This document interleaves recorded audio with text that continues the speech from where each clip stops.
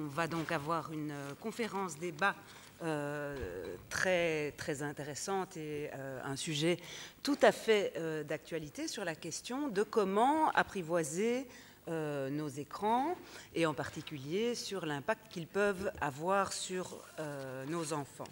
Alors je vais tout de suite céder la parole à Brigitte Van Tornout, qui est pédopsychiatre, chef de clinique au CHU Saint-Pierre de Bruxelles et qui est coordinatrice de l'équipe SOS Enfants de l'ULB. Elle va nous expliquer de quoi il s'agit et ensuite présenter nos conférenciers de ce soir. Voilà, merci. Alors, mesdames et messieurs, chers collègues, chers amis, j'ai le grand honneur de vous accueillir dans le cadre des débats de l'ULB, où la conférence de ce soir va ouvrir le congrès scientifique organisé par SOS Enfants à l'occasion de son 30e anniversaire. Cette soirée, cette ouverture de congrès se passe ici dans ces locaux, parce que SOS Enfants est né sous les auspices du CHU Saint-Pierre, hôpital faisant partie du réseau de l'ULB, hôpital qui s'illustre aussi par l'art d'associer à la fois une médecine de pointe, une médecine de qualité et une ouverture, une accessibilité ignorant les frontières économiques, les frontières culturelles. Alors j'en profite pour remercier l'université pour son accompagnement bienveillant et utile tout au long de ces 30 ans. Je remercie également Isabelle Paulet pour avoir eu l'idée de nous associer au débat et pour également avoir contribué à faire de cette soirée une réussite. Alors, en 30 ans, beaucoup de choses se sont passées dans le domaine de l'enfance. Tout d'abord, les progrès scientifiques ont été considérables, tant en termes de maîtrise du désir sexuel qu'en termes d'accessibilité à la parentalité. Alors, ces progrès ont contribué à faire de l'enfant un être encore plus précieux, encore plus rare, avec pour revers de la médaille un statut devant parfois, souvent, refléter la réussite du devenir parent. Nous avons également assisté au renforcement des droits de l'enfant et de sa protection juridique. Je citerai la Convention internationale des droits de l'enfant en 1989, mais également la communautarisation de la protection de la jeunesse, rendant possible l'aide volontaire davantage négociée avec les familles. Par ailleurs, notre société, qui était en pleine croissance économique, se retrouve actuellement en crise. Le chômage, peut-être de certains taximens. Et donc, en miroir de cette évolution sociétale, les situations d'enfants maltraités se complexifient. Bon nombre d'enfants sont victimes de plusieurs formes de maltraitance, mais surtout leur parcours ainsi que le parcours de leurs parents sont semés d'embûches dont l'exil, la misère, les ruptures multiples, la précarité, l'isolement. Enfin, la maltraitance infantile a également changé. Après l'explosion des signalements pour abus sexuels à la fin des années 80, la tendance est plutôt à la baisse en matière d'abus sexuels et en matière de maltraitance, mais au profit d'une forme de maltraitance plus insidieuse, plus sous-estimée, banalisée. En effet, il s'agit d'enfants en général très jeunes, ne portant aucune marque, aucune trace visible sur le corps, mais qui sont témoins de violences conjugales quotidiennes, qui sont victimes de traitements parfois dégradants, humiliants, ou qui sont porteurs de responsabilités qu'un adulte même ne pourrait pas supporter. Ces enfants sont généralement fort abîmés sur le plan psychologique et malheureusement repérés que fort tard.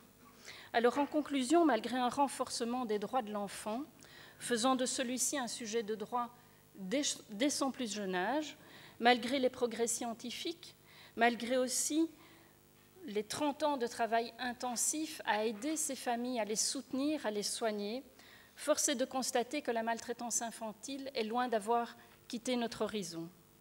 Les missions des équipes SOS Enfants sont toujours d'actualité et notre capacité d'analyse et d'intervention doit s'adapter avec l'évolution de notre contexte. Alors la thématique qui sera abordée ici ce soir fait justement partie d'un de ces défis. Les nouvelles technologies questionnent notre évolution, notre adaptation à l'environnement. Elles ont considérablement modifié cet environnement tant dans sa sphère privée que dans sa sphère professionnelle. mais aussi notre rapport à l'autre et plus singulièrement la parentalité dans ses aspects éducationnels, mais aussi relationnels et affectifs. Alors laissez-moi vous présenter le conférencier de la soirée, Serge Tisseron.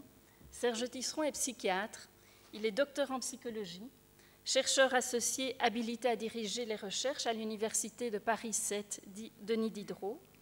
Alors Serge Tisseron, après avoir travaillé sur les traumatismes et leurs répercussions sur plusieurs générations, ce sera d'ailleurs l'objet de sa conférence de demain à notre congrès, la transmission de honte à travers les générations, il travaille actuellement sur nos relations aux technologies numériques. Il a publié une trentaine d'essais et a reçu le 6 novembre à Washington un award de la Family Online Safety Institute pour l'ensemble de ses travaux sur la famille, l'enfant et Internet, et en particulier pour la campagne 36912 et le site mémoiredescatastrophes.org. Les contradicteurs de la soirée seront d'une part Pierre Faution, psychiatre au CHU Bruckmann, il est également maître de conférences à l'ULB. Pierre Faution a publié 2 ouvrages dans le champ de la thérapie familiale. Il travaille actuellement sur l'effet des traumatismes sur les mécanismes de résilience. Et enfin, Christian Orange est professeur de sciences de l'éducation à l'ULB et également à l'Université de Nantes. Je vous souhaite une bonne soirée.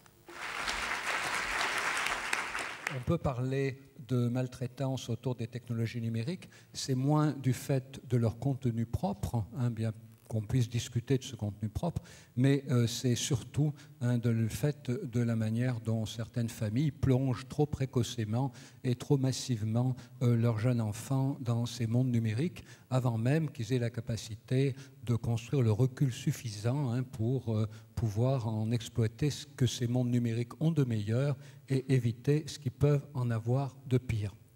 Alors, vous savez que parmi tous les bouleversements de la révolution numérique, il y a le fait que sur Internet, nous pouvons, comme jamais nous ne l'avons fait dans la vraie vie, intervenir dans les forums de notre choix, dire les choses intelligentes ou bêtes que nous avons envie de dire et afficher nos convictions et tout cela sans avoir besoin d'attendre qu'on nous donne la parole.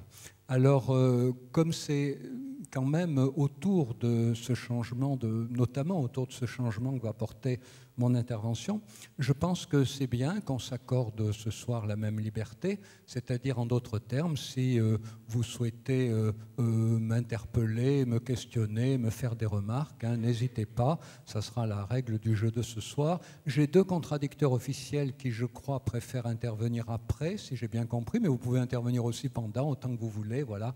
Et simplement, il me sera plus facile de voir les gens de la salle lever le doigt que vous, mais enfin, je pense que vous saurez quand même attirer mon attention. Voilà.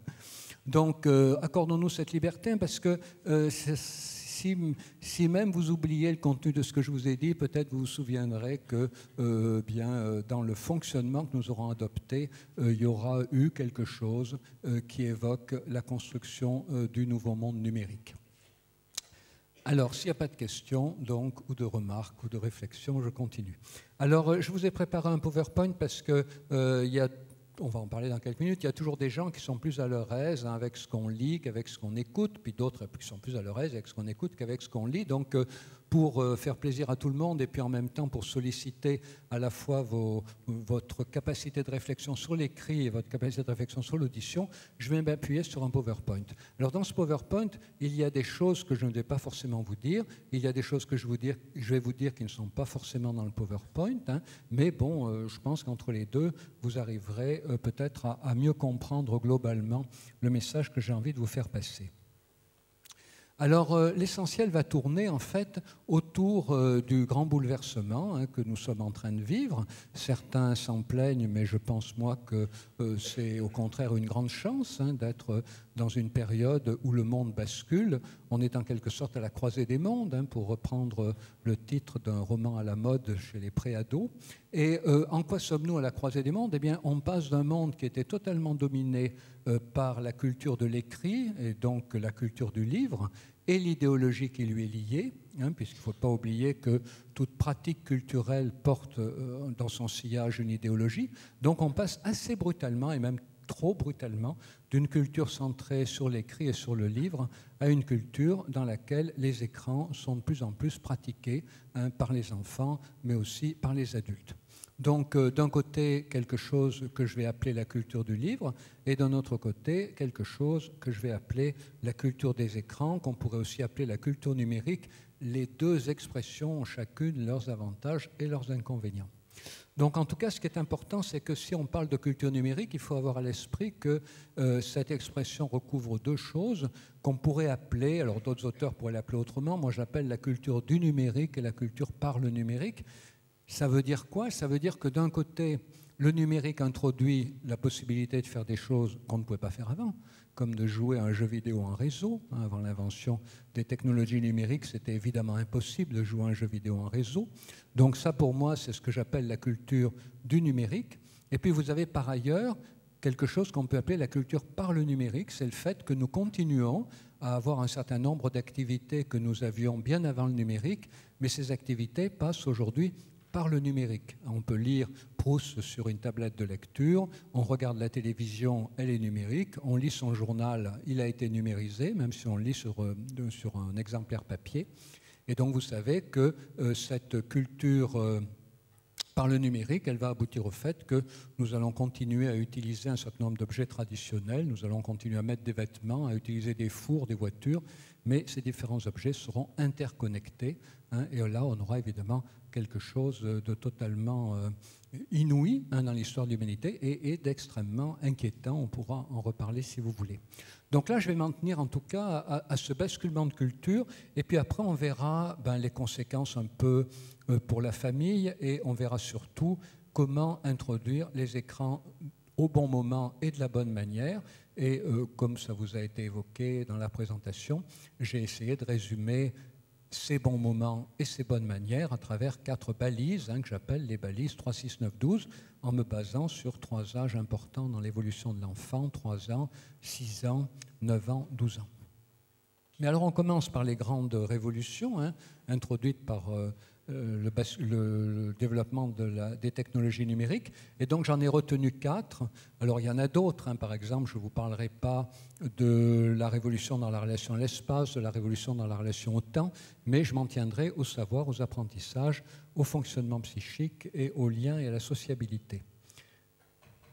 Alors révolution dans la relation au savoir, retenez simplement cette phrase: je lis mon livre. Vous n'arriverez pas à oublier ça quand même, je lis mon livre.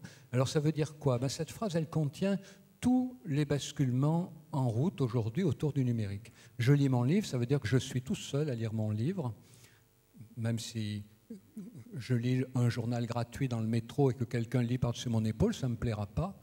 Je dirais, vous aviez qu'à prendre votre gratuit, il y en avait une pile à l'entrée, arrêtez de le lire par-dessus mon épaule.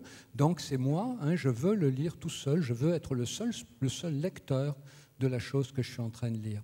C'est mon livre, donc j'en lis qu'un à la fois, c'est pas un livre parmi d'autres, c'est le mien, j'en lis qu'un. Et on a beau dire que les adolescents sont multitâches, on ne dit pas que la preuve qu'ils sont multitâches, c'est qu'ils liraient plusieurs livres à la fois, on n'en lit toujours qu'un. Et ce livre, en général, a été écrit par un auteur, donc vous voyez, un lecteur. Un livre, un auteur, on est dans un monde de l'unité, de l'unicité même. Du côté des écrans, c'est évidemment exactement le contraire. Plusieurs écrans ouverts en même temps, notamment dans la chambre de l'adolescent. Plusieurs spectateurs pour le même écran, même si vous êtes tout seul chez vous à regarder un match de football, une série télé, il est probable que beaucoup d'autres gens que vous la regardent au même moment que vous. Malgré le streaming et le podcast, il y a encore beaucoup de gens qui regardent les choses au même moment. Et donc là, un monde différent de celui du livre. Et puis, en général, des œuvres collectives, puisque la plupart des œuvres, même toutes les œuvres du monde audiovisuel, sont fabriquées par des collectifs. Donc, révolution dans la relation au savoir, mais c'est qu'on passe d'un monde de l'un, un auteur, un ouvrage, un lecteur, à un monde du multiple. Et évidemment, ce monde du multiple culmine dans la création de l'encyclopédie Wikipédia, encyclopédie l'encyclopédie uniquement collaborative et largement altruiste. On peut toujours dire que des gens se font briller en essayant de mettre des petites choses sur Wikipédia avec l'espoir qu'elles y restent. Alors, ce n'est pas tout à fait faux, mais c'est quand même anonyme. Et Wikipédia est typiquement un espace de construction collaborative des savoirs. Donc voilà comment on passe d'une culture de l'un à une culture de multiple. Alors ça a beaucoup de conséquences, hein. Là je ne les évoquerai pas toutes, mais notamment dans le domaine scolaire, vous savez qu'aujourd'hui il est beaucoup question d'introduire beaucoup plus de pratiques collaboratives. Ce n'est pas parce que tout d'un coup on se serait aperçu que c'est bien, c'est parce que les enfants ont évolué, ils pratiquent ces mondes collaboratifs sur Internet, dans les jeux vidéo, et ils ont aussi envie de les pratiquer dans la vie scolaire. Révolution dans la relation aux apprentissages, c'est assez simple aussi, hein. D'un côté, une pensée plus organisée sur le langage parlé-écrit, et d'un autre côté, une pensée plus organisée sur la spatialité. Vous savez que Nicolas Carr a beaucoup écrit là-dessus, et donc avec beaucoup d'inquiétudes. Alors on pourra parler de ces inquiétudes, mais en même temps, on s'aperçoit que ces deux formes d'intelligence sont assez complémentaires et qu'il y a des êtres humains qui mémorisent mieux, qui apprennent mieux et mémorisent mieux en utilisant leur intelligence verbale, donc la pensée linéaire. On l'appelle linéaire parce que quand on parle, quand on écrit, quand on lit, c'est comme si on avait un petit ruban qui défilait dans la tête avec des caractères. Et vous savez peut-être que ce petit ruban, il a une longueur particulière, c'est la longueur des colonnes de vos journaux, la largeur des colonnes de vos journaux. Les colonnes de journaux sont calées pour que vous puissiez faire une lecture rapide, c'est-à-dire que votre esprit, votre regard et votre esprit comprend le bout de phrase d'un coup, qui est une ligne du journal, et ensuite il passe à la ligne du dessous, ainsi de suite. Ce qui évite d'avoir des mouvements du regard gauche-droite, gauche-droite, gauche-droite, et haut bas, haut bas, haut bas en même temps, ce qui est très fatigant. On a uniquement haut bas, haut bas, haut bas, haut bas. Et on comprend en même temps le petit morceau de phrase. Voilà. Donc ça, c'est la pensée linéaire, intelligence verbale. Puis d'un autre côté, la pensée spatialisée, qui évidemment va s'appuyer sur des repères d'espace. Alors ces deux formes d'intelligence ont toujours existé, hein, quand nos lointains ancêtres qui vivaient dans les abris sous roches, dans le Périgord ou ailleurs, partaient à la chasse, ils faisaient fonctionner leur intelligence visuo-spatiale, ils tuaient du gibier, ils revenaient dans leur abri sous roche, ils faisaient fonctionner leur intelligence visuo-spatiale, et puis quand ils expliquaient aux chasseurs restés à l'abri sous roche où était le gibier, ils faisaient fonctionner évidemment leur intelligence linéaire, c'est-à-dire il fallait qu'ils se rappellent de l'événement, donc mémoire événementielle, et il fallait qu'ils arrivent avec des jets, des onomatopées, début de langage, à expliquer où se trouvait le gibier. Donc deux formes d'intelligence qui ont toujours existé, mais ce qui déroute beaucoup, c'est qu'en fait, on avait oublié qu'on avait ces deux formes d'intelligence. Elles sont très présentes dans la culture orale, toutes les deux, hein, mais depuis l'invention de l'imprimerie, on avait fini par subordonner les images au texte, hein, comme le montrent la plupart des manuels du 19e et du 20e siècle. Tous les manuels subordonnent en règle générale l'image au texte. En revanche, si vous regardez des manuscrits enluminés du Moyen-Âge, vous avez un discours, si on peut dire, du texte, hein, la Bible, et vous avez un discours de l'image qui est parallèle. Les enluminures ne racontent pas le texte. Les enluminures développent une autre pensée que la pensée du texte. On en avait perdu l'habitude, donc ça déroute un peu, ça revient. Voilà. Révolution dans le fonctionnement psychique. J'en parle beaucoup quand je vois des gens du milieu psy, évidemment, mais là, on va aller assez vite. Hein. Dans l'ancien monde, dans le monde de la culture du livre, dans le monde de la culture narrative, parce que le livre est inséparable de la narration, comme le montre bien d'ailleurs le livre des livres, la Bible, qui débute par une narration et par une chronologie. Dans la culture du livre, l'identité est une propriété de l'individu. Dans la plupart des romans écrits avant l'invention des technologies numériques, il y a quelqu'un qui évolue, évidemment on évolue au cours de la vie, mais il évolue de telle façon qu'il devient tous les jours un peu plus lui-même, c'est-à-dire il affermit son identité, il se découvre. Hein, mais ça c'est dans la culture du livre. Et d'ailleurs la preuve c'est que les changements d'identité étaient courants dans le théâtre shakespearien, hein, mais ils ont disparu ensuite dans les romans Balzac, Zola, Victor Hugo. Voilà, ça c'est la culture du livre. Les personnages n'ont qu'une identité et ils persévèrent dans leur identité. Vous avez seulement deux exceptions, c'est Jean Valjean qui devient méchant, qui était méchant, qui devient bon, et Dr Jekyll, Mr Hyde qui était lui bon et qui devient méchant. Et vous savez, il a de plus en plus de peine à redevenir bon. Hein, on ne fait pas le passage d'une identité à l'autre impunément. Alors qu'aujourd'hui, dans la culture des écrans, les enfants vont sur Internet, ils utilisent des pseudonymes, ils vont dans des jeux vidéo, ils utilisent des avatars, c'est-à-dire des créatures de pixels à travers lesquels ils choisissent d'interagir. Ces avatars, ça peut être des êtres humains, des animaux réels, enfin, des animaux qui correspondent à la réalité, un tigre, un lion, un éléphant, si vous voulez. Et puis ça peut être aussi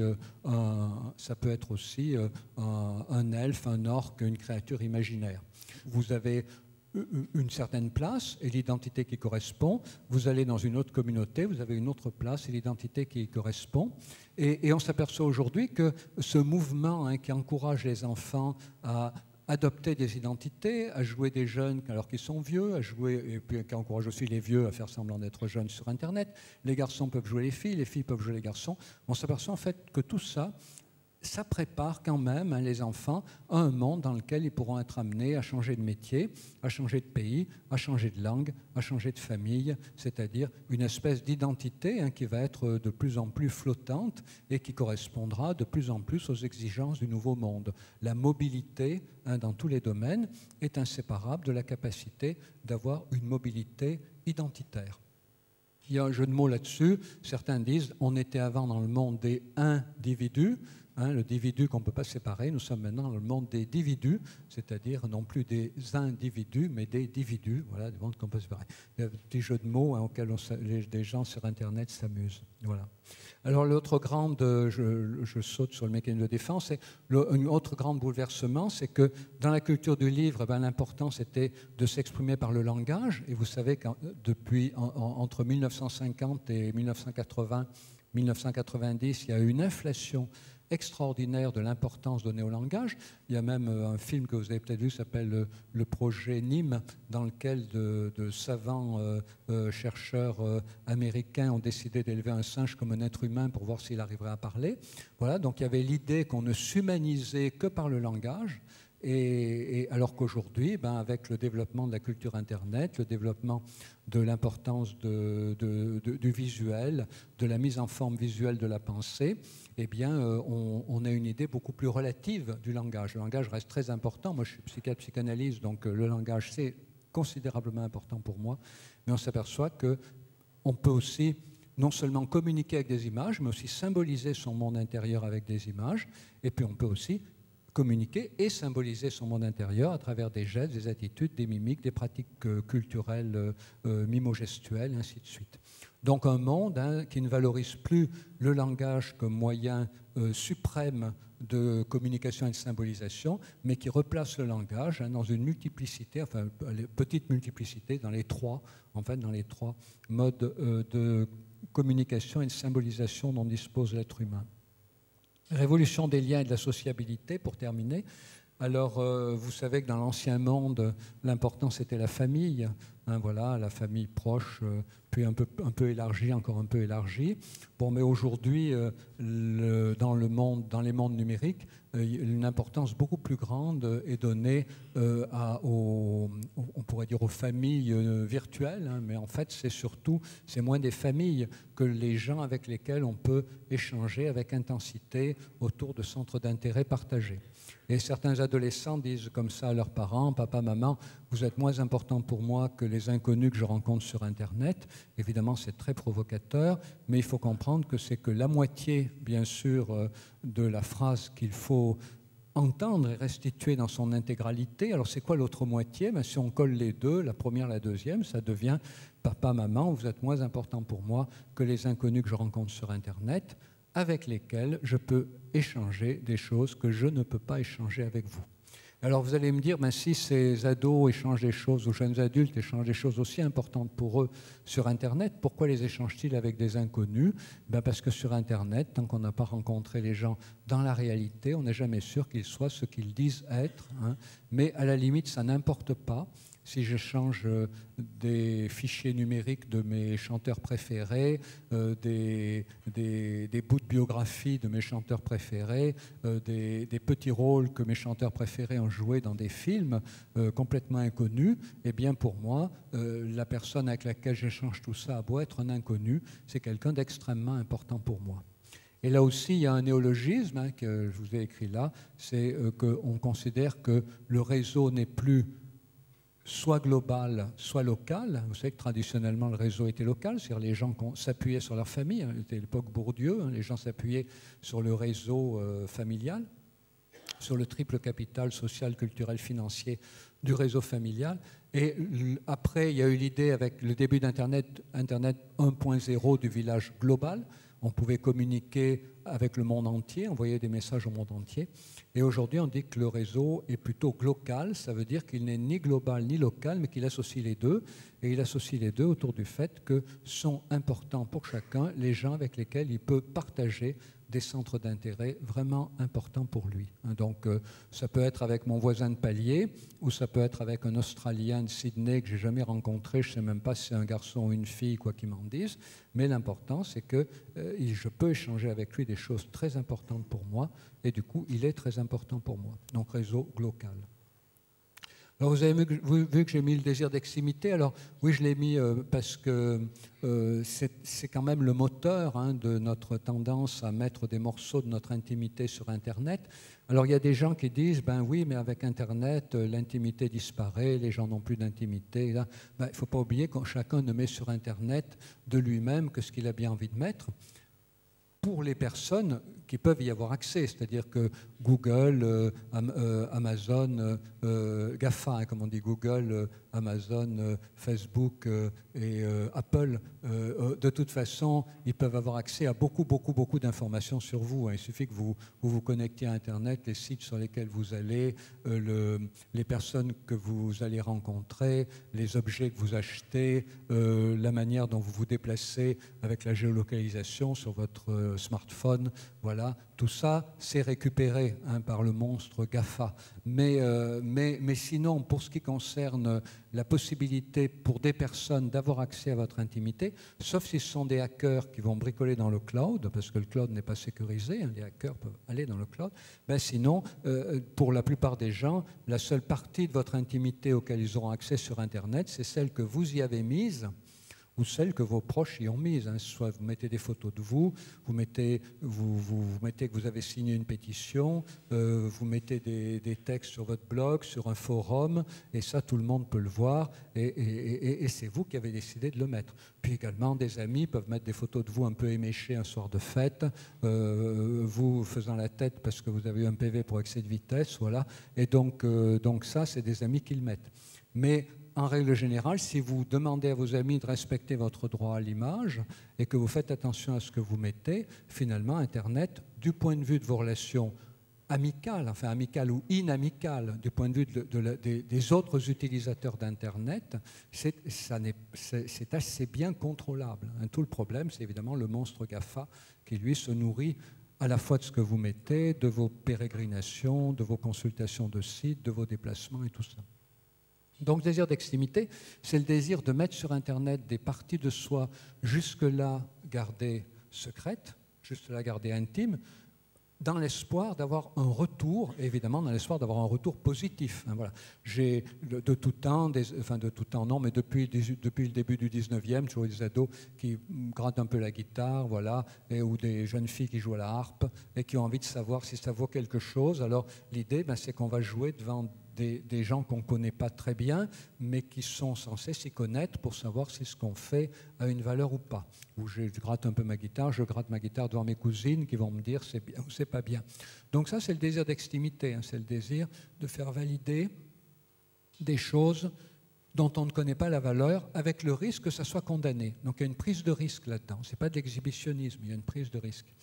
Alors, ce désir d'extimité, dans l'ancien monde, il était limité aux proches physiques. Maintenant, il passe par Internet. Alors, qu'est-ce qui change? Ce qui change, c'est que traditionnellement, dans l'ancien monde, quand on présentait les choses, facettes de soi, on les présentait à quelques personnes. Et puis, si ces quelques personnes porter un regard des approbateurs, on pouvait faire de la surenchère, on pouvait changer les textes de ces chansons et mettre des textes très provocants pour provoquer le rire jaune chez les parents, les oncles, les grands-parents.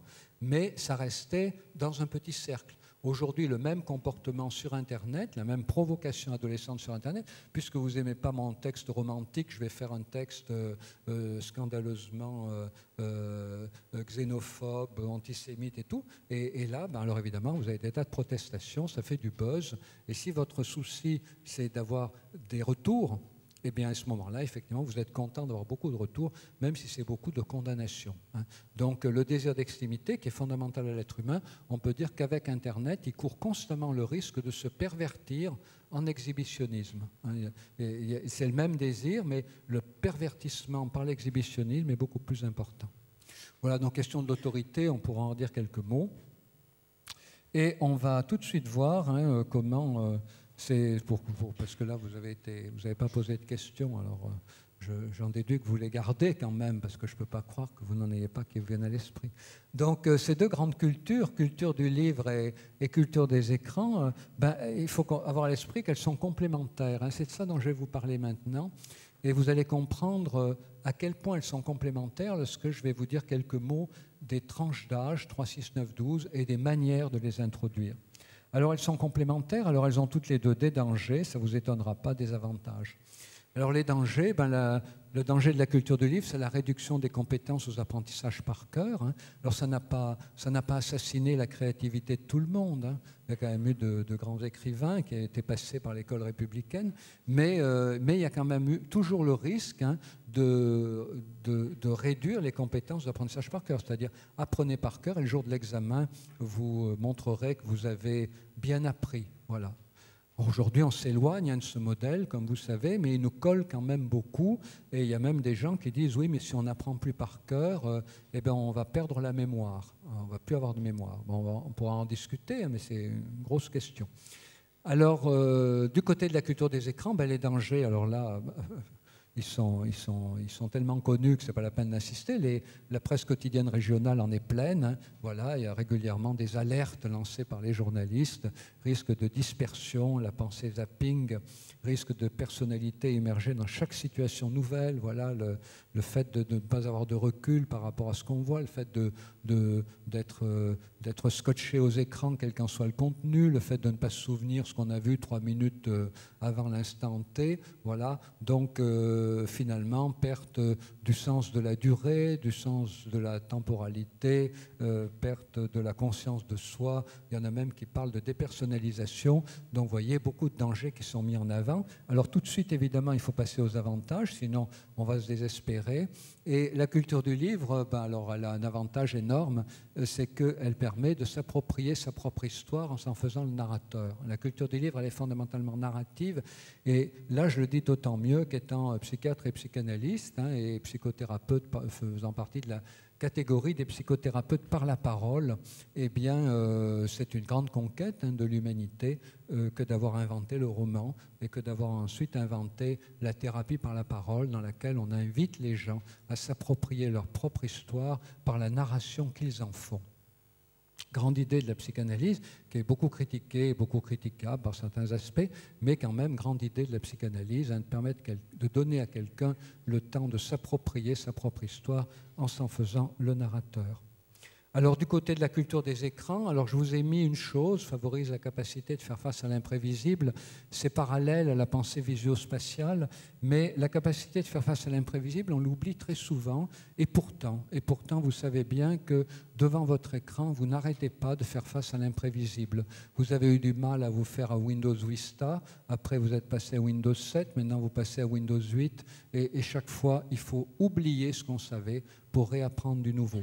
Si vous jouez à des jeux vidéo, vous jouez à un jeu, vous ramez pour gagner. Vous réussissez soit parce qu'on vous l'a soufflé à l'oreille, soit parce que vous l'avez trouvé tout seul à gagner au niveau numéro 1. Et là, vous avez découvert la bonne stratégie, par exemple dans un jeu médiéval, de développer des archers pour assassiner les ennemis à distance, ou dans un jeu de tir, vous avez trouvé la bonne arme efficace pour descendre des cohortes d'ennemis. Et alors, tout content d'avoir gagné le niveau 1, vous passez au niveau 2. Et si c'est un jeu médiéval, vous fabriquez des tonnes d'archers. Et puis, malheureusement, ils sont décimés par l'artillerie ennemie. Et si vous êtes dans un jeu de combat, vous choisissez l'arme qui déciment des foules, et vous avez affaire à un sniper que vous ne pouvez jamais avoir parce que vous n'avez pas une arme qui a un tir assez précis.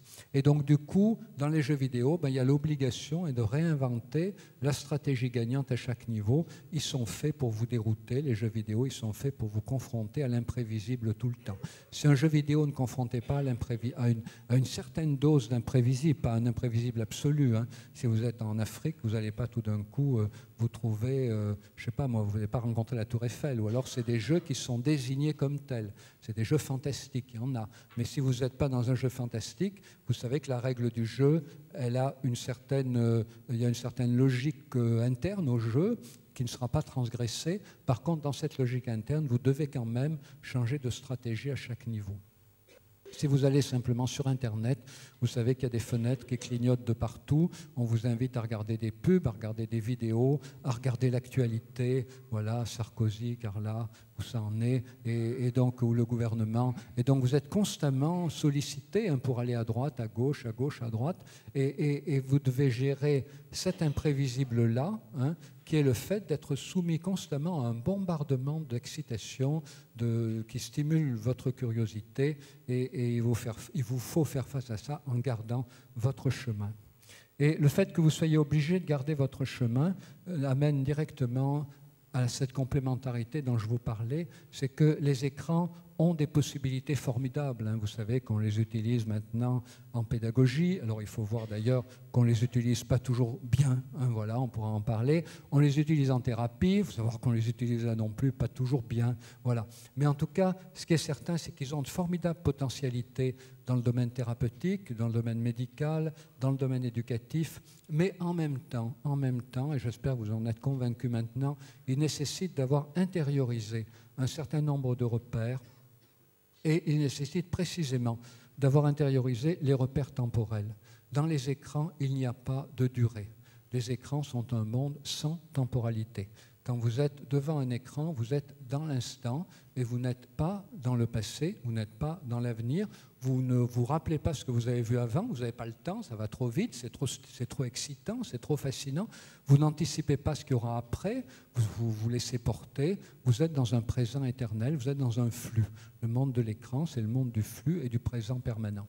Et donc, du coup, dans ce monde du flux et du présent permanent, vous n'apprenez évidemment pas à construire les repères temporels.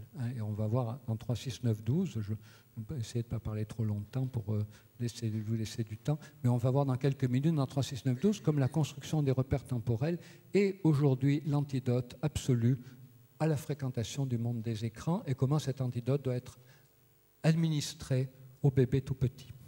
Et pour terminer cet aspect sur les deux cultures, culture du livre et culture des écrans, je vous invite à réfléchir à la phrase qui est marquée au-dessous. Hein, c'est que quand vous voyez un adolescent comme ceux dont nous parle Finkielkraut, ils existent bien, ceux-là, c'est sûr, hein, ceux qui sont complètement immergés dans l'instant présent, ceux qui ne voient pas plus loin que le bout de leur téléphone mobile, ceux qui sont scotchés sur les écrans sans aucun recul, ceux qui sont incapables de raconter ce qu'ils ont vu dans les écrans parce qu'ils manquent de vocabulaire, parce qu'ils ne s'en rappellent même plus après l'avoir vu, eh bien ceux-là, ces adolescents qui existent bien, on a parfois tendance à considérer qu'ils sont coupables. Ils seraient coupables d'abus d'écran.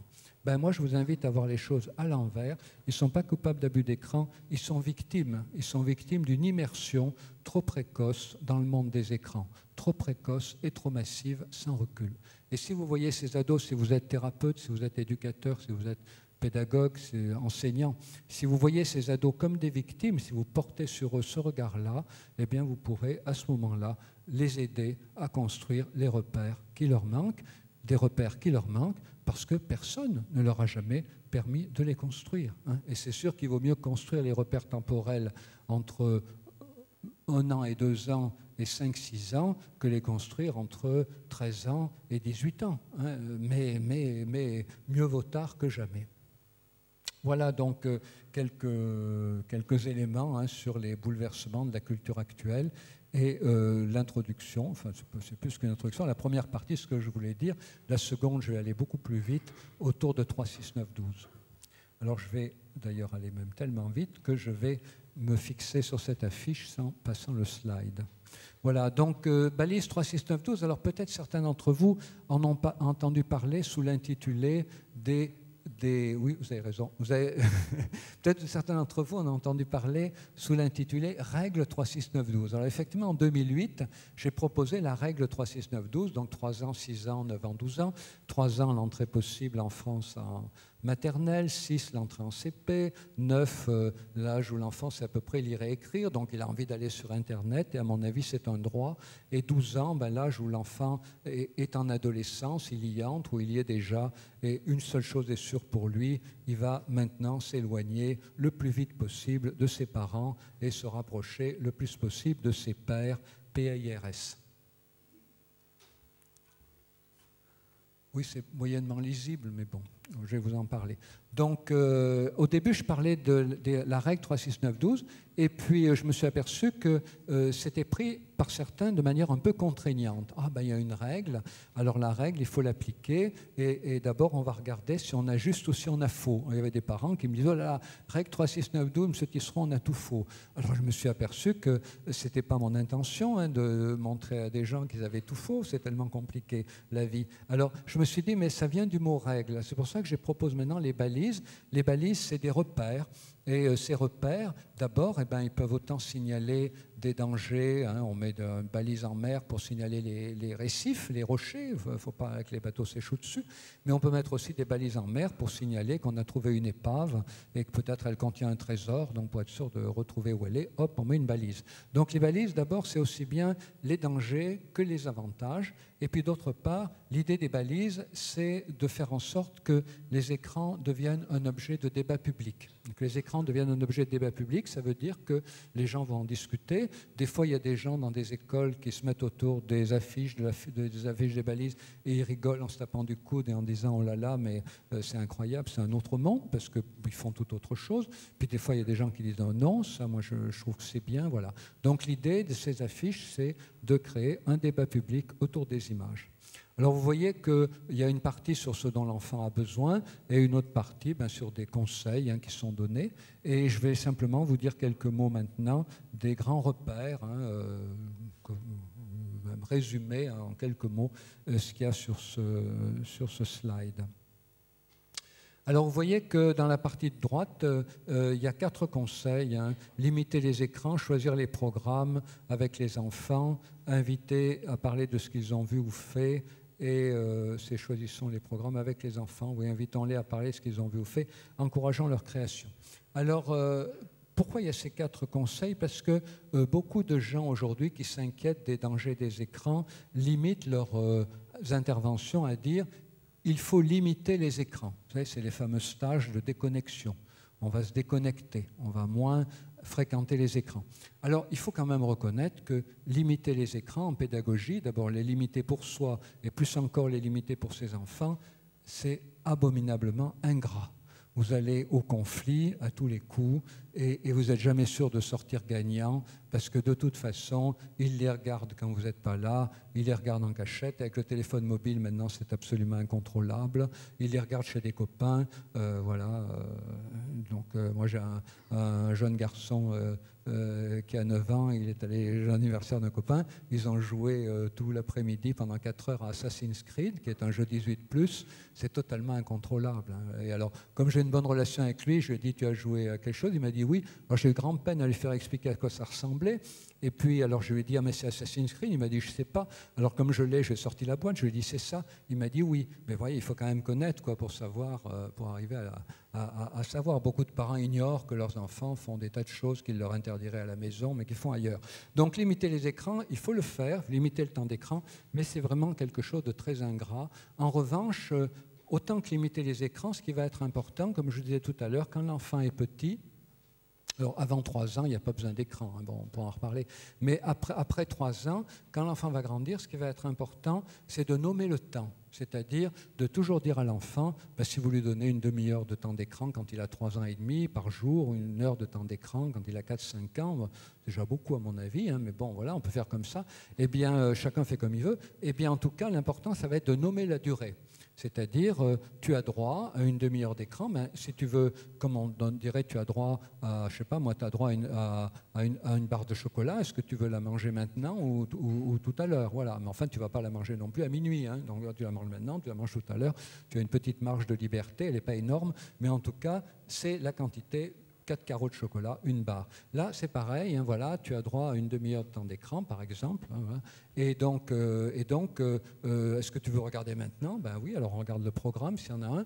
Et puis, on nomme aussi quand c'est fini. C'est-à-dire, ben, ça fait une demi-heure que tu regardais. De manière à toujours introduire l'enfant au fait que l'écran, c'est en durée déterminée. Et la grande catastrophe aujourd'hui, dans beaucoup de familles, c'est pas toujours que l'enfant regarde trop, souvent il regarde beaucoup trop, mais aussi le problème c'est que l'enfant dit la télé, la télé, la télé, le parent dit tu m'énerves, arrête, non, c'est trop tôt encore pour regarder la télé, non, allez, arrête, fais tes devoirs, la télé, non, alors, puis au bout d'un moment où les grands-parents, oh ben écoute, allez, je te la mets, tiens, pouf, et hop, voilà. Et puis après, donc l'enfant regarde, et puis au bout d'un moment, une demi-heure, une heure et demie, non mais attends, regarde, oh, non, mais c'est pas possible, tu la regardes depuis trop longtemps, je l'arrête, poum, voilà. C'est-à-dire que ça, c'est absolument antipédagogique. C'est terrible, quoi. C'est-à-dire que ça rate l'essentiel, qui est l'introduction de l'enfant à la compréhension de la durée. Alors pourquoi c'est important la compréhension de la durée? Parce qu'après, c'est ce qui va permettre la construction de la capacité d'autorégulation. Hein. La capacité d'autorégulation, ça va être de se dire, ben, je vais aller voir mes mails pendant 1 heure, parce que dans 1 heure, j'ai un rendez-vous, il faut que j'y aille. Si vous n'avez pas la capacité d'autorégulation, vous dites, je vais aller voir mes mails pendant 1 heure, vous mettez vos mails, au bout d'une heure et demie, oh, j'ai raté mon rendez-vous. Vous téléphonez en disant, excusez-moi, je suis un peu souffrant, ma fille est malade, voilà, j'ai oublié, voilà, j'ai pas pu, je m'excuse, on va remettre le rendez-vous. Voilà. Si vous n'avez pas construit la capacité d'autorégulation, vous êtes constamment soumis au risque de vous immerger dans les écrans sans avoir la capacité de prendre du recul par rapport aux écrans. Et c'est certain que ça, c'est quelque chose qu'il faut construire chez l'enfant petit. Alors il y a des parents qui me disent, mais monsieur Tisseron, vous n'avez jamais vu un tout petit, parce que dire à un tout petit, tu as une demi-heure de temps d'écran et arrêter au bout d'une demi-heure en lui disant, ça suffit, c'était ton temps d'écran une demi-heure, des parents me disent, ça ne veut rien dire une demi-heure. Mais je réponds à ces parents, mais quand vous faites de la purée ou du poisson à votre enfant, vous ne vous interdisez pas de lui dire que c'est de la purée ou du poisson, sous prétexte qu'il ne sait pas ce que c'est que la purée ou le poisson. Hein, le langage n'est pas fait pour dire, le langage n'est pas fait pour communiquer à l'enfant ce qu'il sait déjà. Le langage est fait pour introduire l'enfant à ce qu'il ne connaît pas. Et donc, du coup, c'est très important, parce que justement, l'enfant n'a pas la notion de la durée, d'introduire la notion de la durée. Donc, limiter les écrans, ça ne veut pas dire, tiens, je mets en route, et puis 1 heure après, tu as assez regardé, je ferme. Limiter les écrans, ça veut dire introduire l'enfant à la durée. Choisir les programmes, évidemment, et puis inviter à parler de ce qu'ils ont vu ou fait, et inviter l'enfant à parler de ce qu'il a vu ou fait. On rejoint l'idée de ces 2 formes d'intelligence que je vous disais tout à l'heure. Quand on est devant un écran, on est complètement immergé dans l'écran. On n'a pas de conscience de la durée, on n'a pas de conscience de l'histoire. Je pense d'ailleurs que vous aimez bien lire des critiques de cinéma avant d'aller voir les films que vous allez voir. Eh bien, empêchez-vous de lire les critiques de cinéma. N'allez voir que des films dont vous n'avez pas entendu parler, dont vous n'avez pas lu les critiques, et vous verrez que ce n'est pas toujours facile à comprendre. Hein. Beaucoup de films sont compliqués à comprendre. L'intérêt de lire des critiques avant, c'est de pouvoir se repérer dans l'histoire sans avoir besoin de recul, puisqu'on a déjà l'histoire d'un côté et on voit les images de l'autre. Mais allez voir des films sans lire les critiques, vous verrez que ce n'est pas évident de comprendre les films, sans même parler de ceux de Nolan, qui sont particulièrement compliqués. Beaucoup de films sont extrêmement compliqués. Donc, inviter l'enfant à parler de ce qu'il a vu ou fait avec les écrans, ça va être l'inviter à passer de l'intelligence visuospatiale qui a fonctionné quand il a regardé les écrans, à l'intelligence narrative qui n'a pas fonctionné quand il a regardé les écrans. Ça va l'inviter à passer d'une forme d'intelligence à une autre forme d'intelligence. Et du coup, ça va l'inviter à développer des ponts, des liens, des capacités de transformation de l'information, de l'audiovisuel dans le verbal. Et on sait que ça va être un exercice, un mental extrêmement riche pour lui. Et puis encourager les créations. Encourager les créations, c'est possible à tout âge. Je vous disais, avant 3 ans, les écrans, ça ne sert à rien. On pourra en reparler si vous voulez. Et entre 3 et 6 ans, on commence à introduire les écrans à petite dose. Mais en tout cas, on introduit aussi un merveilleux outil qui est l'appareil photographique. Dès qu'un enfant a 4 ans, vous lui conférez un appareil photographique numérique, vous lui montrez comment on la dragonne, il sera très soigneux. S'il tombe, évidemment, il risque d'abîmer l'appareil, mais s'il ne tombe pas, bon, ça va. Et donc, je dis d'expérience. Et donc, du coup, qu'est-ce qu'il va faire avec son appareil photo? Il va photographier plein de choses que vous n'avez jamais eu l'idée de photographier et plein de choses qui vont vous étonner. Vous allez voir vos genoux comme jamais vous les avez vus. Vous allez voir la forêt de crottes de nez sous le plateau de la table de la cuisine. Vous allez découvrir des tas de choses. Et ça va être l'occasion, avec le tout petit, de commencer l'éducation à l'image et l'éducation à l'intimité. Tu veux me photographier dans mon bain? Non, tu n'as pas le droit, c'est mon intimité, je m'y oppose. Tu veux me photographier pendant que je suis en train de bâiller? Non, non, ça, je m'y oppose. Alors, tu m'as photographié pendant que j'étais en train de bâiller, la photo ne me plaît pas, donc j'ai le droit de demander qu'elle soit supprimée parce que mon image m'appartient. Et donc, vous pourrez comme ça, petit à petit, faire comprendre à l'enfant, entre 4 et 6 ans, le droit à l'intimité, le droit à l'image. Et si un enfant est introduit au droit à l'intimité, au droit à l'image, soyez sûr qu'à 9, 10, 11, 12 ans, quand il va aller sur les réseaux sociaux, bien qu'en principe, ils ne doivent pas y aller, mais il ira déjà à cet âge-là, il sera quand même beaucoup mieux protégé qu'un enfant qui n'aura jamais été initié au droit à l'image et au droit à l'intimité.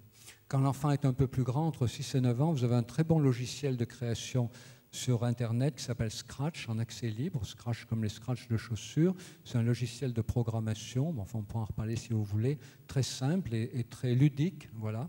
Et puis donc comme ça, chaque étape, on va encourager la création. Tu joues à des Playmobil, tiens, pourquoi tu ne ferais pas un petit film avec des Playmobil? Voilà, on va donc toujours encourager l'enfant à utiliser les technologies numériques pour créer. Quand il va jouer aux jeux vidéo, on va lui dire, tu joues aux jeux vidéo, dis donc, est-ce que tu fais des petits films quand il y a des beaux paysages ou quand tu fais des performances? J'invente pas, hein, il y a des concours de photographie, dans Skyrim notamment, qui a des merveilleux paysages, et puis il y a surtout des concours de machinima et des performances, hein, des joueurs de jeux vidéo. Quand ils arrivent à faire quelque chose formidablement, ils ont mis avant la caméra numérique, caméra virtuelle dans le jeu, et ensuite ils font une vidéo qu'ils mettent sur YouTube. Voilà, donc encourager les pratiques de création. Et vous voyez que quand on passe de l'un de ces conseils à l'autre, c'est de moins en moins chiant, c'est de moins en moins ennuyeux, c'est de moins en moins oppositionnel, c'est de plus en plus collaboratif, c'est de plus en plus intéressant, c'est de plus en plus une découverte mutuelle. Limiter les écrans, c'est chiant comme la pluie. Choisir les programmes, bon, c'est pas toujours rigolo, mais enfin au moins ça permet de découvrir les programmes. Inviter les enfants à parler de ce qu'ils ont vu ou fait, alors déjà c'est plus drôle, hein, voilà. Moi j'ai fait la cuisine, toi tu as regardé Petit Ours Brun, j'ai pas eu la chance de regarder Petit Ours Brun, là, tu vas me le raconter, voilà. Et pendant que l'enfant vous raconte, vous l'obligez à fabriquer des phrases correctement avec un passé, un présent, un futur, éventuellement un conditionnel, la cerise sur le gâteau. Et donc déjà c'est beaucoup plus intéressant, ça évite de s'ennuyer à table, hein. On parle de ce qu'on a vu juste avant, et puis encourager les créations. Alors là, c'est un monde de découverte mutuelle. Et donc, vous voyez que, du coup, l'éducation au numérique, hein, ce n'est pas quelque chose de triste, hein, c'est quelque chose de formidablement joyeux et participatif dans la famille. Mais si vous pensez que la responsabilité des parents, c'est de limiter le temps d'écran des enfants, vous êtes perdu. Autant visser votre casquette de gendarme sur la tête, hein, et vous la garderez à vie pour vos enfants. Donc il y a beaucoup d'autres choses à faire que limiter le temps des écrans, mais évidemment limiter le temps d'écran est le préalable. C'est évidemment le préalable. Si vous ne limitez pas le temps des écrans, comme je vous l'ai dit, en anticipant la durée, vous ne pourrez pas non plus, quand votre enfant aura 6, 7, 8 ans, lui proposer d'avoir un petit carnet avec un temps d'écran hebdomadaire et de marquer tous les jours son temps d'écran de manière à respecter son temps d'écran hebdomadaire. Ça, c'est l'autorégulation. Dans l'avis de l'Académie des sciences, dont j'ai été co-rédacteur, il y a 3 mots-clés. Il y a autorégulation. Alors malheureusement, il n'est pas expliqué dans l'avis de l'Académie des sciences, mais là, je pense que je vous l'explique pas trop mal. Apprentissage de l'autorégulation, en fait, c'est se repérer dans la durée. Le deuxième mot important, c'est accompagnement. L'accompagnement, c'est ce que je vous ai dit, choisir les programmes avec lui, avoir des activités de création. Et le troisième mot, c'est alternance. Alternance, ça veut dire que les écrans, c'est bien, mais en alternance avec beaucoup d'autres activités. Il y a du temps pour jouer au foot, il y a du temps pour faire des parties d'échecs, il y a des temps pour aller sur Internet. Voilà. Donc, je vais m'arrêter là, hein, voilà. Et peut-être vous avez mis vos questions au congélateur, alors c'est bien maintenant de les faire vite décongeler pour pouvoir les poser. Puis, donc j'ai deux contradicteurs donc aussi qui vont se faire un plaisir de m'apporter la contradiction, je le sens. Voilà. Merci de votre attention en tout cas. Bien, bonsoir à tous. Donc le rôle qui m'était assigné ce soir était celui de contradicteur. Et donc, je me suis un peu intéressé à la littérature internationale et voir ce qu'on disait d'Internet et éventuellement de ses dangers. Alors, j'ai survolé une série d'articles et donc, vous trouverez chaque fois les références en titre de la slide. Alors, il faut savoir que l'anxiété par rapport aux nouvelles technologies, aux multimédias, n'est pas un phénomène nouveau, puisque déjà, Socrate s'opposait au processus d'écriture, puisque pour lui, l'écriture ne pouvait jamais refléter la réalité, et selon Socrate, la sagesse ne s'acquérait que par le dialogue. Rappelons également qu'au XVIIIe siècle, les nouvelles littéraires étaient considérées comme responsables de la dépravation, évidemment, des femmes, avec le fantasme que the fantasy will replace the rationality. Et donc, il existe une longue histoire d'anxiété face aux nouvelles technologies qui oppose actuellement ce que les Américains appellent les digital natives, c'est-à-dire vos enfants qui sont nés après Internet, et les digital migrants, qui sont nous les adultes qui avons dû nous adapter à l'émergence d'Internet. Et l'on retrouve également de manière anecdotique, plutôt que le terme de teenager, le terme de screenagers. Alors, en ce qui concerne les enfants, et les enfants en âge préscolaire, ce qui ressort de la littérature, c'est qu'il n'y a pas d'effet spécifique et univoque des écrans. Et donc, certaines expériences ont été menées sur des enfants de 2 ans et demi à 5 ans. Et par exemple, une émission comme Dora l'exploratrice, que vous avez peut-être regardée en tant que parent ou grand-parent, eh bien, cette émission augmente le vocabulaire et les compétences verbales des enfants. Par contre, les Télétubbies sont tout à fait à déconseiller parce qu'ils ont l'effet strictement inverse. Par contre, Sesame Street, programme lancé aux États-Unis en 1969, augmente la richesse du vocabulaire et les notions d'arithmétique. Par contre, des programmes logiciels à vocation purement éducative comme Baby Einstein n'ont aucun effet positif sur les capacités cognitives de l'enfant, voire même ont des effets négatifs. Par contre, des jeux d'action qui ne se veulent pas du tout éducatifs peuvent augmenter les compétences visuelles, motrices et attentionnelles. Donc, ce qui semble important lorsque les enfants en âge préscolaire sont confrontés à des écrans ou à du matériel multimédia, c'est que ce matériel suscite chez eux une participation directe, qu'il ne les surcharge pas trop de stimuli qu'ils ne peuvent pas assimiler et que le récit qui leur est proposé ait une structure narrative bien structurée. Toujours par rapport aux enfants, certaines études montrent que le fait de disposer d'un ordinateur à la maison augmente de 7%, ce n'est pas négligeable, la chance de décrocher son diplôme d'études secondaires. Même, parce qu'on pourrait dire que ceux qui possèdent un ordinateur sont parmi les familles les plus nanties, même quand une série de variables confondantes sont contrôlées, notamment le niveau socioculturel des parents. Alors, il est clairement établi que l'exposition à la violence dans le matériel multimédia augmente les comportements violents de l'enfant, mais lorsque l'on compare à d'autres effets, cet effet est négligeable et notamment bien moindre que celui d'autres facteurs comme la violence familiale et l'échec scolaire. Enfin, il existe un lien entre les troubles de l'attention et les jeux vidéo, mais le lien semble aller plutôt dans le sens que ce sont les enfants qui présentent des troubles de l'attention, qui se réfugient ou qui font un usage pathologique d'Internet. Ce n'est pas l'inverse, ce ne sont pas les jeux vidéo qui créent les troubles d'attention et d'hyperactivité. Par rapport aux enfants en âge préscolaire, ce qu'il faut retenir, c'est que certains programmes à visée explicitement éducative n'ont aucun effet positif sur le développement de l'enfant. Par contre, certains programmes à visée purement ludique peuvent augmenter les compétences verbales, cognitives et motrices de l'enfant. En ce qui concerne les adolescents, on parle beaucoup de l'usage pathologique d'Internet par les adolescents, et lorsque l'on regarde les chiffres de la littérature, la prévalence de l'usage pathologique de l'Internet chez les adolescents est de 4,4%. C'est-à-dire que c'est une infime minorité d'adolescents qui font un mésusage d'Internet, le taux étant un petit peu plus élevé chez les garçons que chez les filles. Toujours concernant les adolescents, la question de la violence. On sait qu'entre 1995 et 2008, la vente de jeux vidéo a quadruplé, que le temps moyen de passer à jouer a doublé et que les contenus violents ont augmenté probablement de manière presque exponentielle. Pourtant, aux États-Unis, parallèlement, dans le même laps de temps, les meurtres commis par les adolescents ont diminué de 72% et les arrestations d'adolescents pour comportements violents ont diminué de 49%. Y a-t-il un lien de cause à effet? Je livre ça à votre réflexion. Deuxième point, évidemment, la sexualité. On sait que les adolescents recourent fréquemment et utilisent les sites à contenu explicitement pornographique et toujours, de manière un peu paradoxale et dans le même laps de temps, on observe chez les adolescentes américaines une diminution du taux de grossesse et ce taux de grossesse en 2011 était le plus bas depuis 70 ans. Existe-t-il un lien de causalité ou est-ce une pure corrélation? Je livre ça aussi à votre réflexion. Alors, grande question aussi, est-ce que Internet est mauvais pour les facultés cognitives, pour les capacités cognitives des adolescents?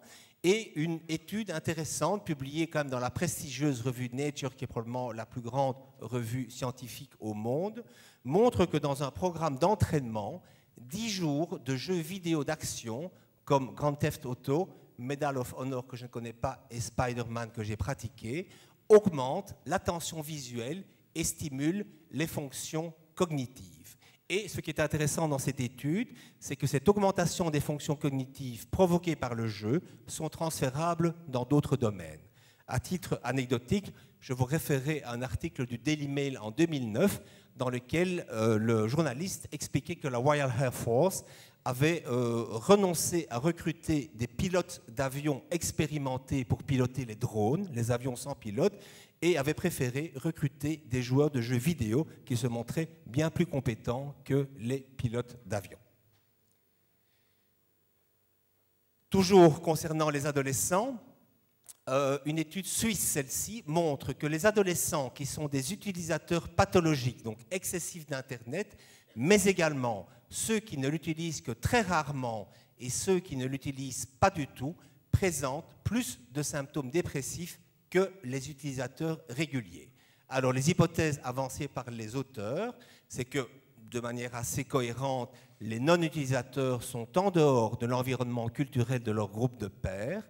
Quant aux faibles utilisateurs, eh bien, leur faible utilisation ne serait qu'un reflet de leur isolement social. Quant aux utilisateurs pathologiques, excessifs, eh bien, il semblerait que le lien de cause à effet va dans le sens de existence de symptômes dépressifs, je me réfugie dans Internet, et non pas l'inverse, ce n'est pas Internet qui provoque les symptômes dépressifs chez les adolescents. Alors, concernant le réseau social et les adolescents, la vie sociale, un grand fantasme est que les adolescents se replient sur Internet et n'ont plus aucune vie sociale. Il existe deux hypothèses dans la littérature. La première hypothèse est celle de la compensation sociale, que les Américains appellent « the poor get poorer », c'est-à-dire que ce sont les adolescents qui sont socialement anxieux, qui vont se tourner vers des rencontres virtuelles avec des personnes qu'ils ne connaissent pas dans la vraie vie. Et de ce fait, il y a une espèce de cercle vicieux entraînant un phénomène de repli. Par contre, il existe l'hypothèse de l'augmentation sociale, de rich get richer. Ce sont les adolescents qui sont socialement compétents, qui vont utiliser Internet pour augmenter, au contraire, le temps de contact avec des gens qu'ils connaissent dans la vraie vie avec leurs amis, leurs parents, leurs proches. Et la plupart des études récentes semblent confirmer la deuxième hypothèse de Rich Get Richer. Concernant le développement du cerveau et Internet, vous savez que l'adolescence est une phase critique en ce qui concerne le neurodéveloppement du cerveau chez l'être humain. Et j'ai rapidement survolé la littérature, je ne suis pas un spécialiste de neurocognition, mais je mettrai en exergue cette phrase tirée d'un article de Trends in Cognitive Sciences. Il n'y a actuellement pas d'évidence pour suggérer que l'usage d'Internet a ou n'a pas un effet de changement sur le développement du cerveau. Donc actuellement, dans la littérature, nous sommes toujours dans le débat entre ce qu'on appelle les neuroalarmistes et les neuro-enthousiastes. Important à souligner, les adolescents qui ont un usage régulier d'Internet ont de meilleurs résultats scolaires. Pourquoi ? Parce qu'ils passent moins de temps à des activités moins productives sur le plan intellectuel, notamment la télévision et également le sport. En cela, ils rejoignent Churchill, no sport. Et de plus, l'usage d'Internet est de plus en plus fait à des fins scolaires, c'est-à-dire recherche d'informations, de résolution d'équations mathématiques, par exemple, ce qui souligne la nécessité de ne pas tellement s'intéresser au temps que les adolescents passent devant Internet, mais surtout à l'usage qu'ils font de ce temps. Je terminerai par quelques slides. Est-ce que vous connaissez l'effet Flynn? L'effet Flynn, c'est l'augmentation du rendement moyen à des tests de QI qui est observé dans les pays industrialisés depuis 100 ans. Vous voyez des graphiques ici en ce qui concerne la Belgique et d'autres pays. Donc, nos enfants sont plus intelligents que nous. Et évidemment, plusieurs facteurs sont invoqués pour expliquer cette augmentation du QI, mais parmi ceux-ci, on évoque l'invention de la radio, l'invention de la télévision, l'invention d'Internet et l'invention des jeux multimédia qui permettent à l'enfant ou à l'adolescent d'avoir accès à plus d'informations et à des stimuli puissants de ses fonctions cognitives.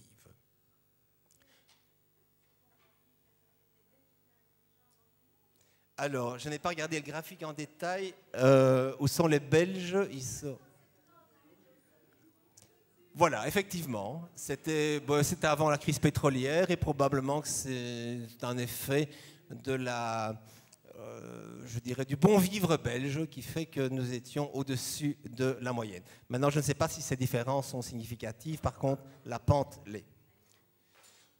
Alors, toujours un dernier mot concernant le réseau social. Il faut savoir que le cerveau humain est un cerveau social. Et donc, une grande partie de nos fonctions cognitives sont dédiées à la cognition sociale. Chez les primates, le meilleur prédicteur de la taille du néocortex, en gros, c'est la partie supérieure de votre cerveau qui régit les fonctions cognitives supérieures, eh bien, le meilleur prédicteur de la taille du néocortex est la taille des groupes sociaux de l'espèce. Chez l'être humain, la taille optimale du réseau social est de 150. C'est ce qu'on appelle le Dunbar's number, qui est une espèce de constante en sciences cognitives. Rappelons que 150, c'est la taille approximative des unités militaires de la Rome antique, les centuries, je pense. C'est la taille des groupes aborigènes et des villages anglais avant la révolution industrielle. Et si l'on se penche sur Facebook, les adolescents ont en moyenne 834 amis sur Facebook, mais ils n'entretiennent des liens réguliers avec seulement 100 à 200 d'entre eux. Donc on retrouve cette fameuse constante de Dunbar, qui est le groupe optimal pour le cerveau humain.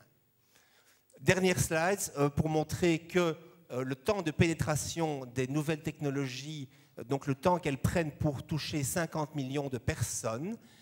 Pour la radio, le temps de pénétration a été de 38 ans, pour le téléphone de 20 ans, pour la télévision de 13 ans, pour le World Wide Web de 4 ans, pour Facebook de 3 ans et demi, Twitter 3 ans, iPad 2 ans, Google+, 88 jours, donc ça va de plus en plus vite. Et je terminerai en remerciant Internet, sans lequel cette présentation n'aurait pas été possible dans un délai aussi court. Je vous remercie.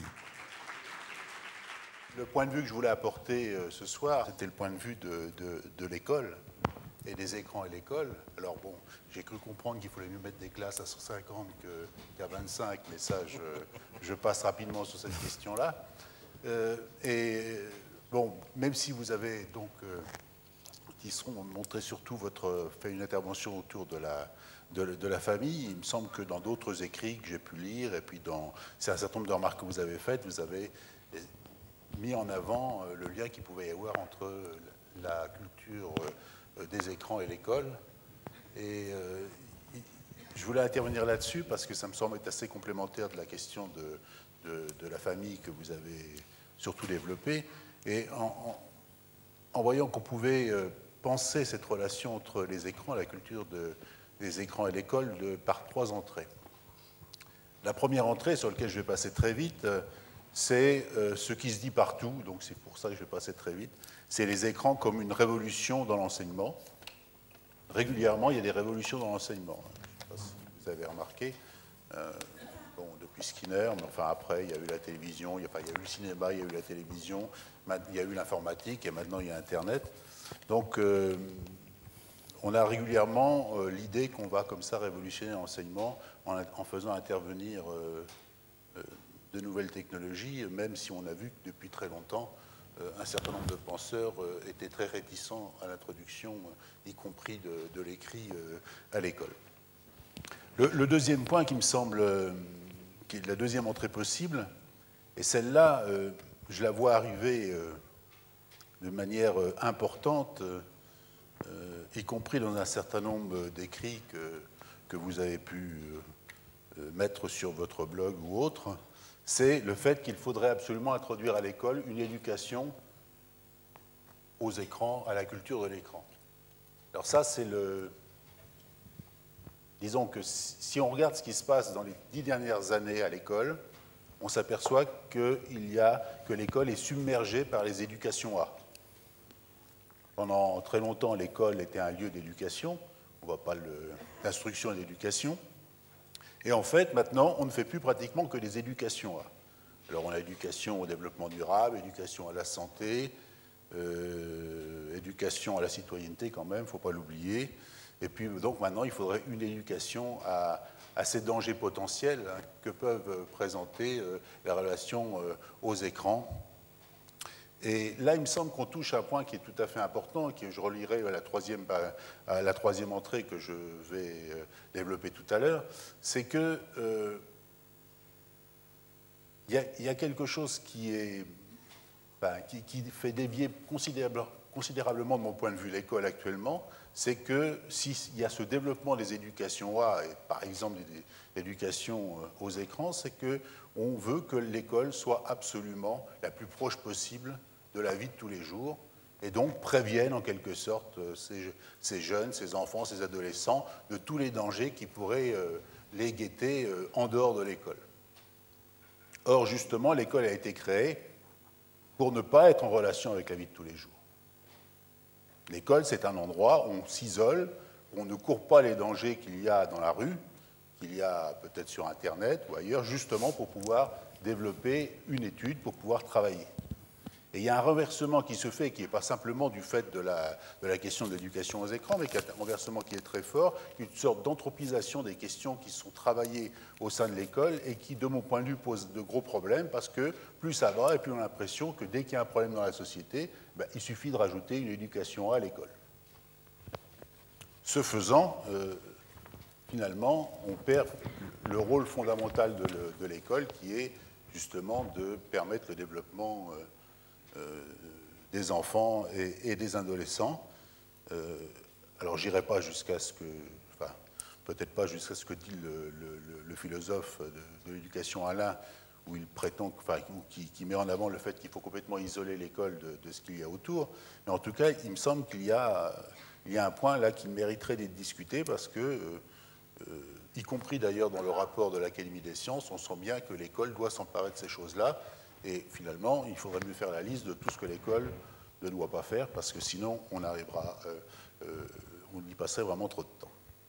Alors, la troisième entrée qui me paraît la plus intéressante, est celle que vous avez reprise, même sans directement la mettre en relation avec la question de l'école, ou rarement avec la question de l'école, c'est cette opposition, ce passage d'une culture à une autre. De la culture que vous appelez du livre à la culture des écrans.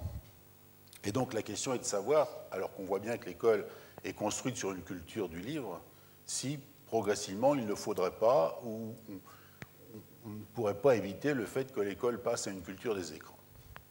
Alors d'abord, bon, là, j'ai quelques petits désaccords avec ce que vous présentez quand vous parlez de la culture du livre, parce que quand vous dites que quand on lit un livre ou quand on écrit un livre, on est seul, je ne le crois pas. L'écrit, en général, le livre en particulier, n'existe que dans l'intertextualité. C'est-à-dire que quand vous lisez un livre ou quand vous l'écrivez, en fait, vous convoquez une multitude de voix.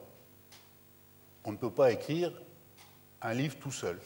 On peut évidemment être l'auteur du livre, mais on ne peut pas l'écrire tout seul. On est obligé de l'écrire en faisant référence à des tas de choses qui se sont dites et surtout qui se sont écrites avant. De même qu'on ne peut pas lire un livre tout seul. Bien sûr, on peut être tout seul dans son coin en train de lire un livre, mais on ne peut pas lire ce livre sans le mettre en relation avec des tas de choses qui ont été écrites ailleurs, dans d'autres textes. Et ça, c'est un point qui est tout à fait important, c'est qu'un livre est toujours porteur d'un grand nombre de voix. Et évidemment, c'est là où on retrouve le lien fort entre l'école et le livre, et plus largement entre l'école et l'écrit, à tel point qu'on peut même dire qu'il n'y a pas d'école sans écrit, mais d'une certaine façon, il n'y a pas d'écrit sans école. C'est parce qu'il y a une particularité de ce qui s'écrit, je reviendrai tout à l'heure à la question des écrans, c'est que même si on est tout seul à lire, on est tout seul à écrire, on le fait en finalement convoquant, comme je disais, un certain nombre de voix, mais des voix qui ne sont pas là simultanément, qui ne sont pas là dans le présent, qui ont été des choses qui ont été dites avant. Autrement dit, et ce qu'on va écrire, c'est quelque chose qui va pouvoir être lu en dehors du moment où je l'écris. Alors, s'il y avait une opposition à faire, a priori, entre la culture des écrans, et d'ailleurs vous le mettez bien en avant, et la culture du livre, c'est que, comme vous dites, finalement, quand on est devant les écrans, on est dans le présent, alors que quand on est dans le livre ou devant des livres, on est dans une culture qui va prendre du recul, enfin, qui ne va pas être dans l'immédiateté, on va être dans un genre second, pour reprendre des distinctions qu'on peut faire par ailleurs, au lieu d'être dans un genre premier. Donc là, il me semble qu'il y a un point qui est tout à fait important, parce que, d'une certaine façon, l'école est le lieu du genre second, c'est-à-dire le lieu où on ne parle pas uniquement de ce qui se passe ici et maintenant, mais où on est en train de construire des choses en convoquant des éléments de culture qui donc préexistent par définition, et d'une certaine façon en construisant de nouveaux. Alors du coup, et ça je pense qu'on ne sera pas en désaccord, c'est-à-dire qu'il s'agit bien de conjuguer à l'école, puisque je continue avec l'école, la culture des écrits et la culture des écrans, mais on pourrait aussi se demander dans quelle mesure on peut échapper, avec la culture des écrans, à cette immédiateté dont vous parliez tout à l'heure. Est-ce qu'il y a aussi possibilité, finalement, de secondariser le travail des écrans, de travailler à partir, et d'une manière collaborative, éventuellement à partir des écrans, et finalement, derrière ces échanges, ces possibilités qu'offre Internet, etc., est-ce qu'il y a un moyen finalement d'aller vers quelque chose qui permettrait une véritable formation scolaire, c'est-à-dire à la fois une formation qui est détachée de l'immédiateté et en même temps une formation qui est d'une certaine façon coupée de la vie de tous les jours. Je pense que c'est à cette condition que d'une certaine façon l'école pourra s'appuyer complètement sur cette grande richesse, ces grandes possibilités ouvertes par la culture numérique, hein, et surtout, évidemment, le risque en permanence, éventuellement d'ailleurs en faisant intervenir le point numéro 2 que je disais tout à l'heure, c'est-à-dire mettre à l'école, faire une éducation aux écrans à l'école, le risque c'est en fait de faire revenir en masse la vie de tous les jours, y compris cette vie de tous les jours où viennent prendre de plus en plus de place les écrans, comme on l'a vu, dans cette école, et en quelque sorte la détruire, parce que, je le répète, la seule condition d'existence d'une école, c'est de faire quelque chose qui est autre que ce qui se fait dans la vie de tous les jours. Sinon, on ne voit pas pourquoi il y aurait une école. Hein. Il suffirait de fermer les écoles et d'envoyer tout le monde à la vie de tous les jours, puisqu'on y apprend tellement de choses. Donc là, il y a ce point-là qui me semble important, et on pourrait prendre après, mais je ne vais pas être trop long des tas d'exemples, mais on voit bien par exemple que le risque est de croire que puisqu'on a tellement d'éléments qui sont disponibles en ligne, alors il n'y a plus besoin de rien apprendre. Et évidemment, on retomberait dans une autre question que vous avez abordée par ailleurs, qui est le statut des textes qu'on peut trouver sur Internet, le statut des images qu'on peut trouver, de ces images numériques, etc. Donc voilà, il me semble que il y a certainement, du point de vue du développement des enfants et des adolescents, de grandes possibilités avec la culture du numérique. Mais là, je pense encore qu'on sera en accord. Il ne s'agit pas évidemment de l'opposer à la culture du livre, mais une question qu'il faudrait pouvoir développer, c'est à quelles conditions ce travail, enfin, ces possibilités qu'apportent les écrans permettent véritablement de faire un travail de secondarisation et donc de prise de recul, de pensée critique qui englobe l'ensemble de ce qu'on est censé faire à l'école. Merci beaucoup.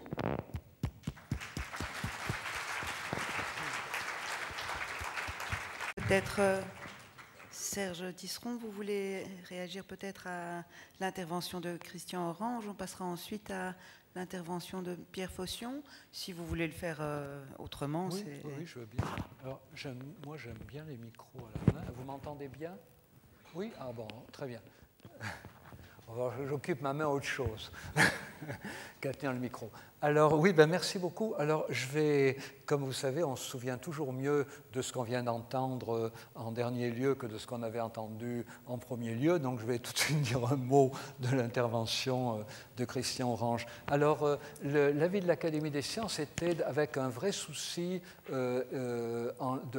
d'établir un pont entre cet avis et l'école, puisque certains d'entre vous savent peut-être que cet avis, en fait, s'est accompagné d'un livret éducatif, destination des enseignants du primaire, livret éducatif qui s'appelle Le cerveau, les écrans et l'enfant. Et donc, c'est un livret qui propose aux enseignants qui le souhaitent en primaire de consacrer une dizaine ou une quinzaine d'heures dans l'année à diverses activités qui sont des activités qui doivent permettre aux enfants de comprendre comment leur cerveau fonctionne avec écran ou sans écran, comment fonctionne la publicité sur leur cerveau, comment la persistance rétinienne peut être à l'origine d'un certain nombre d'illusions perceptives, comment il existe des grands biais cognitifs dans l'appréhension des images, etc.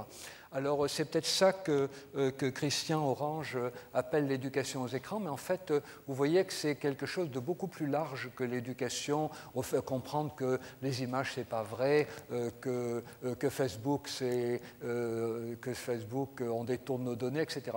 C'est le livret éducatif, le cerveau, l'enfant et les écrans, a une ambition beaucoup plus large qu'une éducation aux écrans. C'est vraiment une éducation au fonctionnement du cerveau, avec écran et sans écran. C'était vraiment le sujet principal. Alors moi, ma position là-dedans, alors c'est vrai que parfois j'ai dit ça serait bien que l'école se préoccupe un peu de ceci, un peu de cela, mais pour moi l'important c'est pas ça. Effectivement, si vous allez sur mon blog, vous verrez l'important, ou dans 36912, le livre, vous verrez que pour moi l'important c'est d'adapter l'école au changement d'état d'esprit des élèves. C'est-à-dire que beaucoup d'enseignants ont l'impression qu'ils continuent, ils enseignent de mieux en mieux parce qu'ils ont de l'ancienneté, parce que voilà, et pourtant ils ont l'impression que les élèves apprennent de moins en moins.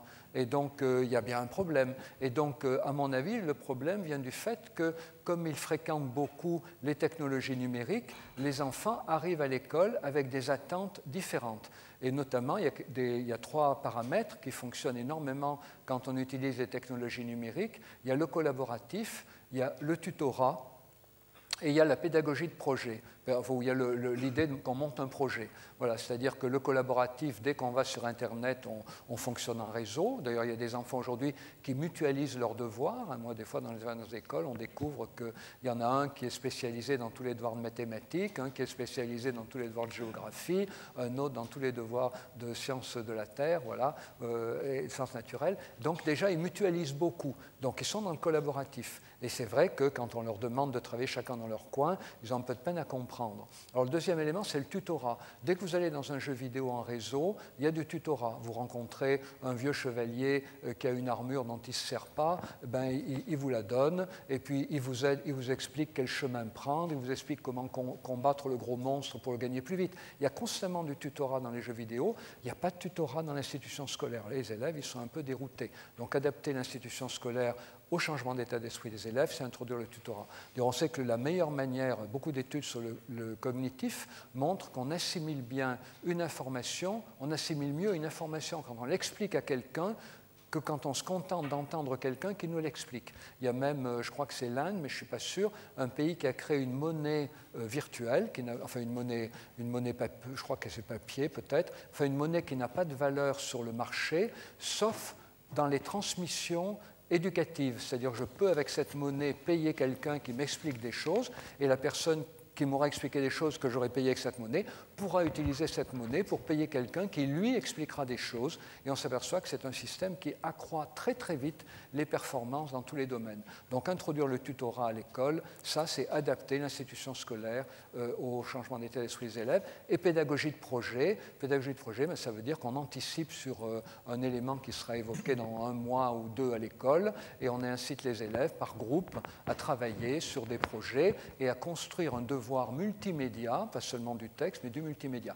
Vous avez un film très bien là-dessus qui sort en salle en France, peut-être qu'il sortira chez vous, qui s'appelle Les Héritiers. Ça montre comment une enseignante d'histoire à Créteil, dans une banlieue considérée comme pourrie, avec des élèves considérés comme perdus, a monté une pédagogie de projet autour d'un concours national en France qui a lieu chaque année, qui s'appelle le concours de la déportation et de la résistance. Et vous pouvez le voir du point de vue de la déportation et de la résistance, mais vous pouvez aussi le voir du point de vue de la pédagogie de projet. Ça, c'est quelque chose de formidablement bien montré. Donc, pour moi, l'essentiel, c'est d'adapter l'institution scolaire au changement d'état d'esprit des élèves. Et ça veut dire ne pas introduire un écran par élève.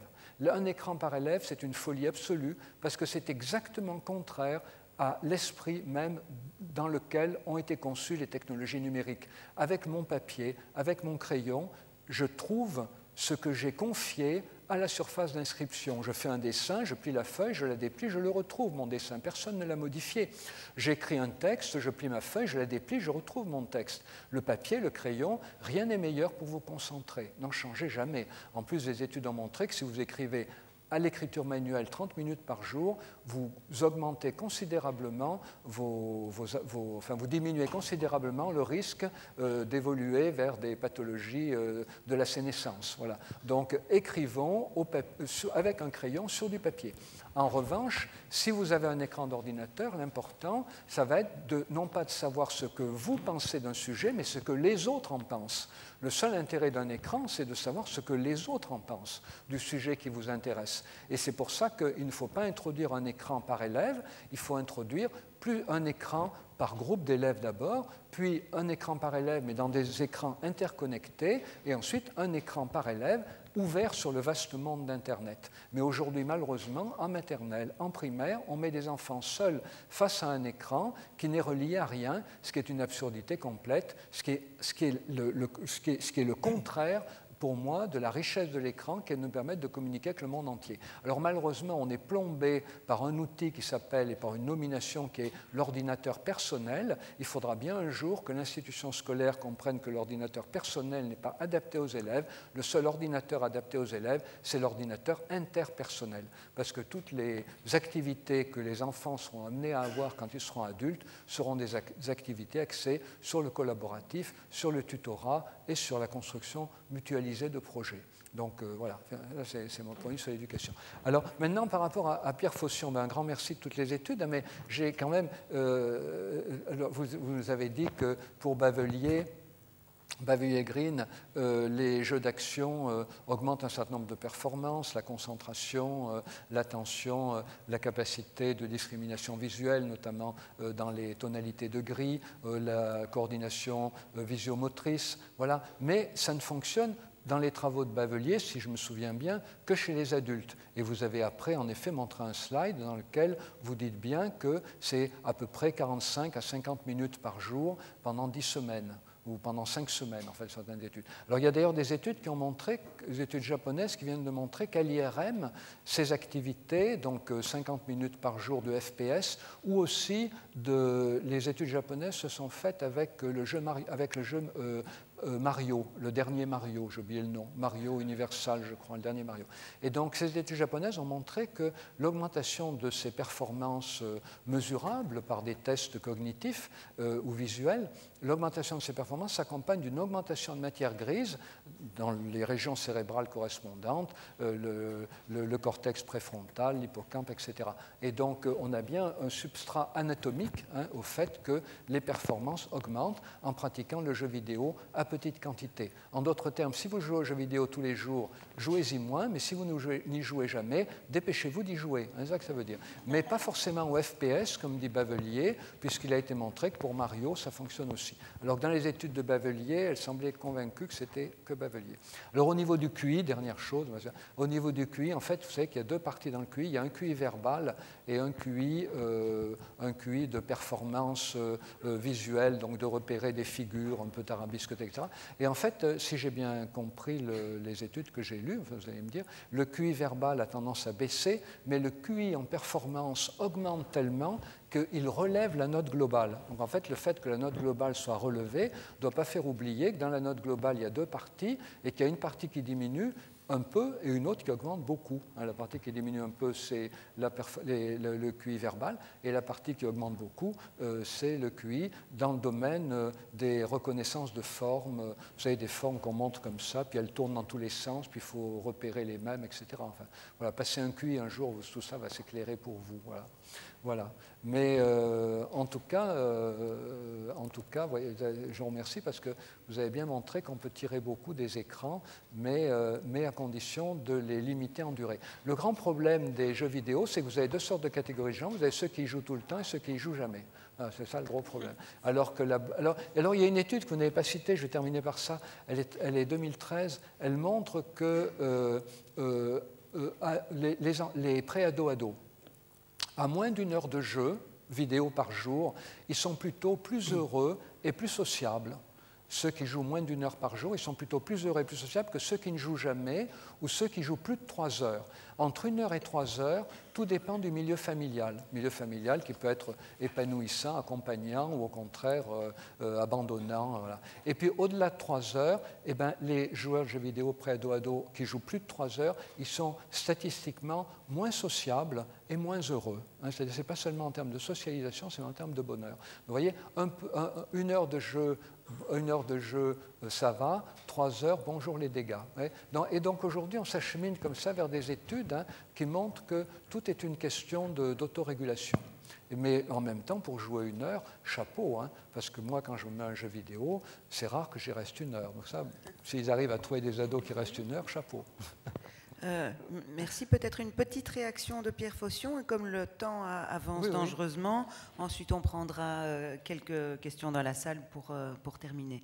Vous voulez réagir? Eh bien, je vais essayer de réagir vite, un petit vocable en 3 points. Vous avez effectivement parlé d'augmentation de la masse de matière grise suite à la simulation par des jeux vidéo.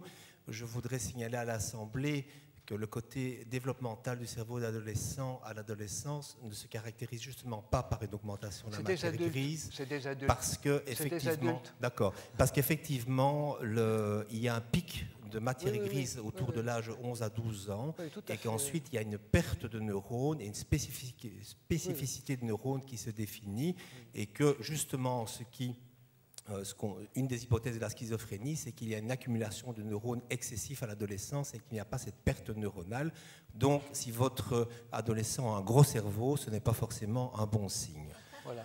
Deuxième point, par rapport au côté éducatif, je ne suis évidemment pas un pédagogue, mais je voulais relever 2 points que dans le domaine de l'apprentissage, il y a 2 concepts qui sont des concepts clés, qui sont le concept de la motivation et le concept de ce que les Américains appellent l'arousal, l'éveil, qu'on dira en anglais, et en français. Et en fait, l'arousal, c'est tout ce qui concerne la réaction de stress. C'est ce qui se met un organisme en hypervigilance. Et donc, pour des conditions optimales d'apprentissage, si votre système de stress est tout à fait éteint, vous n'apprendrez rien. S'il est trop stimulé, vous n'apprendrez rien non plus parce que vous serez paniqué. Par contre, s'il est stimulé juste ce qu'il faut, c'est ce qu'on appelle une courbe en U inversée, alors vous apprendrez. Et il y a pas mal d'études qui montrent que par rapport à l'apprentissage classique du maître qui donne son cours ex cathedra au tableau, les outils informatiques provoquent la stimulation, la l'arousal juste adéquat pour permettre de graver certaines choses dans le cerveau. Et évidemment, le côté motivationnel pour les adolescents est évidemment plus grand avec un outil informatique qu'avec un tableau noir.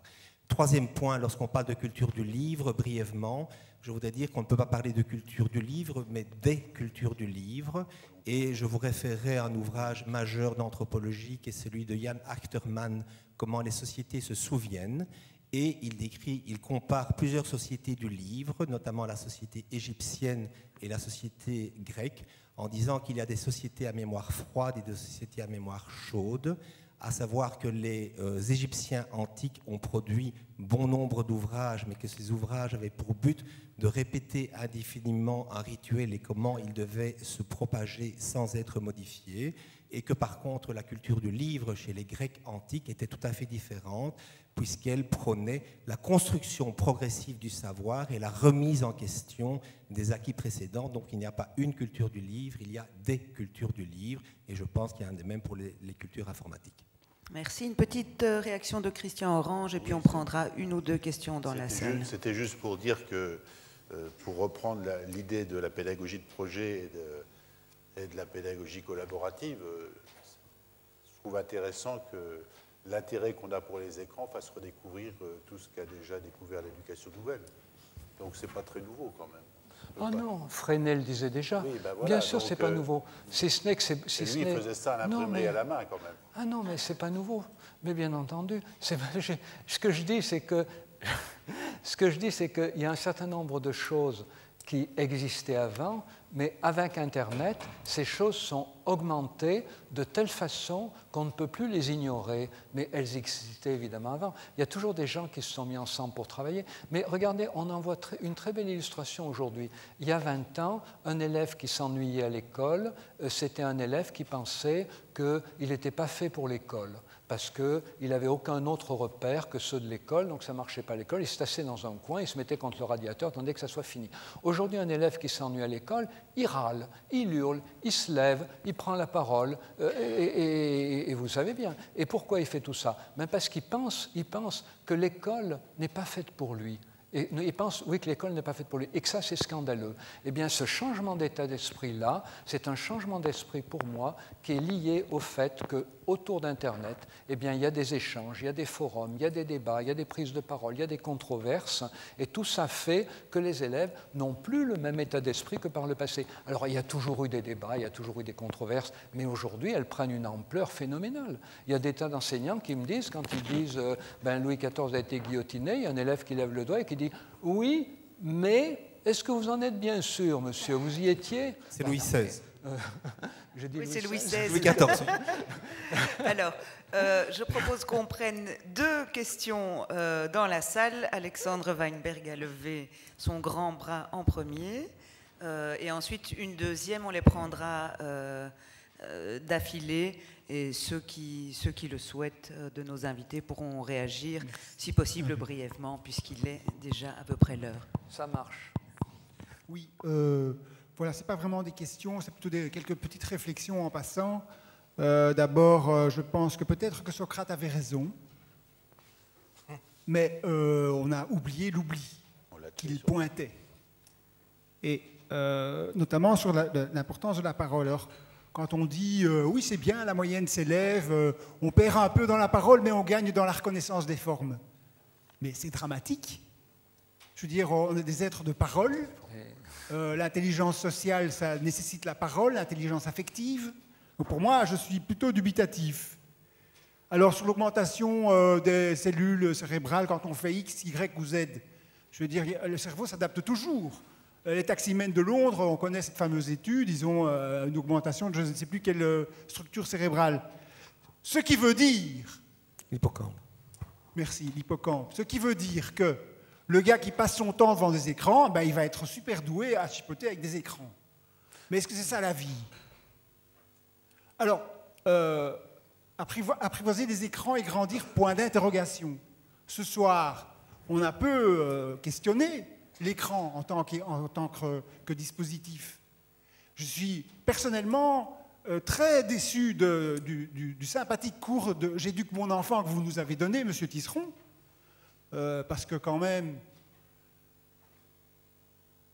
bon, on vient d'apprendre que la Finlande renonce à apprendre l'écriture cursive. Alexandre, est-ce qu'il y a une question?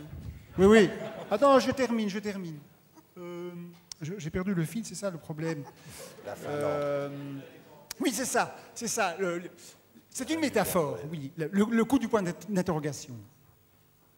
On est en tôle, otage. On a intérêt à apprivoiser son geôlier, bien sûr.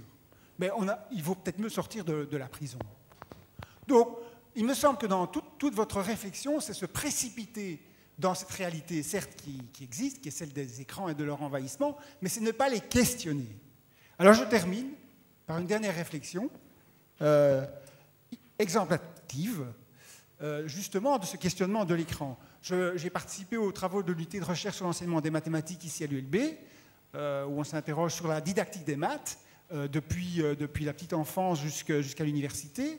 Et il est clair qu'il est impossible d'avoir une notion de la géométrie avec des écrans. On doit manipuler des objets, on doit être dans le réel, on doit les toucher. On connaît ces expériences des poules qu'on aveugle, qui apprendront jamais, on leur bouche la vue, elles pourront après plus jamais apprendre à picorer convenablement. Donc c'est le rapport au concret, au toucher, qui est capital. Et bien là, on n'en a pas parlé ce soir, et je vois là assez clairement ce qui est là. Il y a peut-être des choses à dire, mais bon, voilà.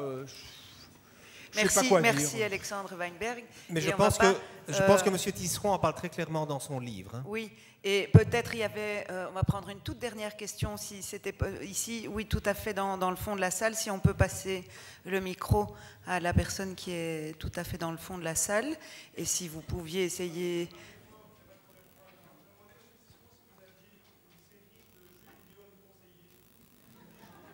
Une série de jeux vidéo à conseiller. Peut-être, oui, peut-être on peut commencer par répondre à ça. En tant que migrant, puisque je ne suis pas né avant, je ne suis pas un natif, je me demandais si vous aviez vous-même une pratique de jeux vidéo pour avoir cette capacité d'adaptation, parce que c'est vrai que je me demandais si dans les écrits que vous faites pour l'instant, vous travaillez aussi à ce truc à l'inverse, c'est-à-dire qu'on parle des enfants qui sont digital natives, qui doivent apprendre le 3, 6, 9, 12, mais peut-être que ceux qui sont post doivent aussi apprendre et avoir des repères pour peut-être à travers, je pensais à des cafés citoyens ou des cafés Internet, mais apprendre quand même ce côté où on est carrément dépassé. Enfin, je veux dire, par rapport à ceux qui sont nés après et qui s'adaptent à ça. Et donc peut-être que vous avez une pratique de jeux vidéo. D'abord, ça c'est ma première question. Est-ce que vous avez une pratique de jeux vidéo? Auquel cas, est-ce qu'il y a des repères de jeux vidéo qui peuvent nous apprendre à nous, comme anciens, ce truc de pouvoir récupérer sur les générations nouvelles qui arrivent? Il y a une deuxième question? Est-ce qu'il y a une deuxième question?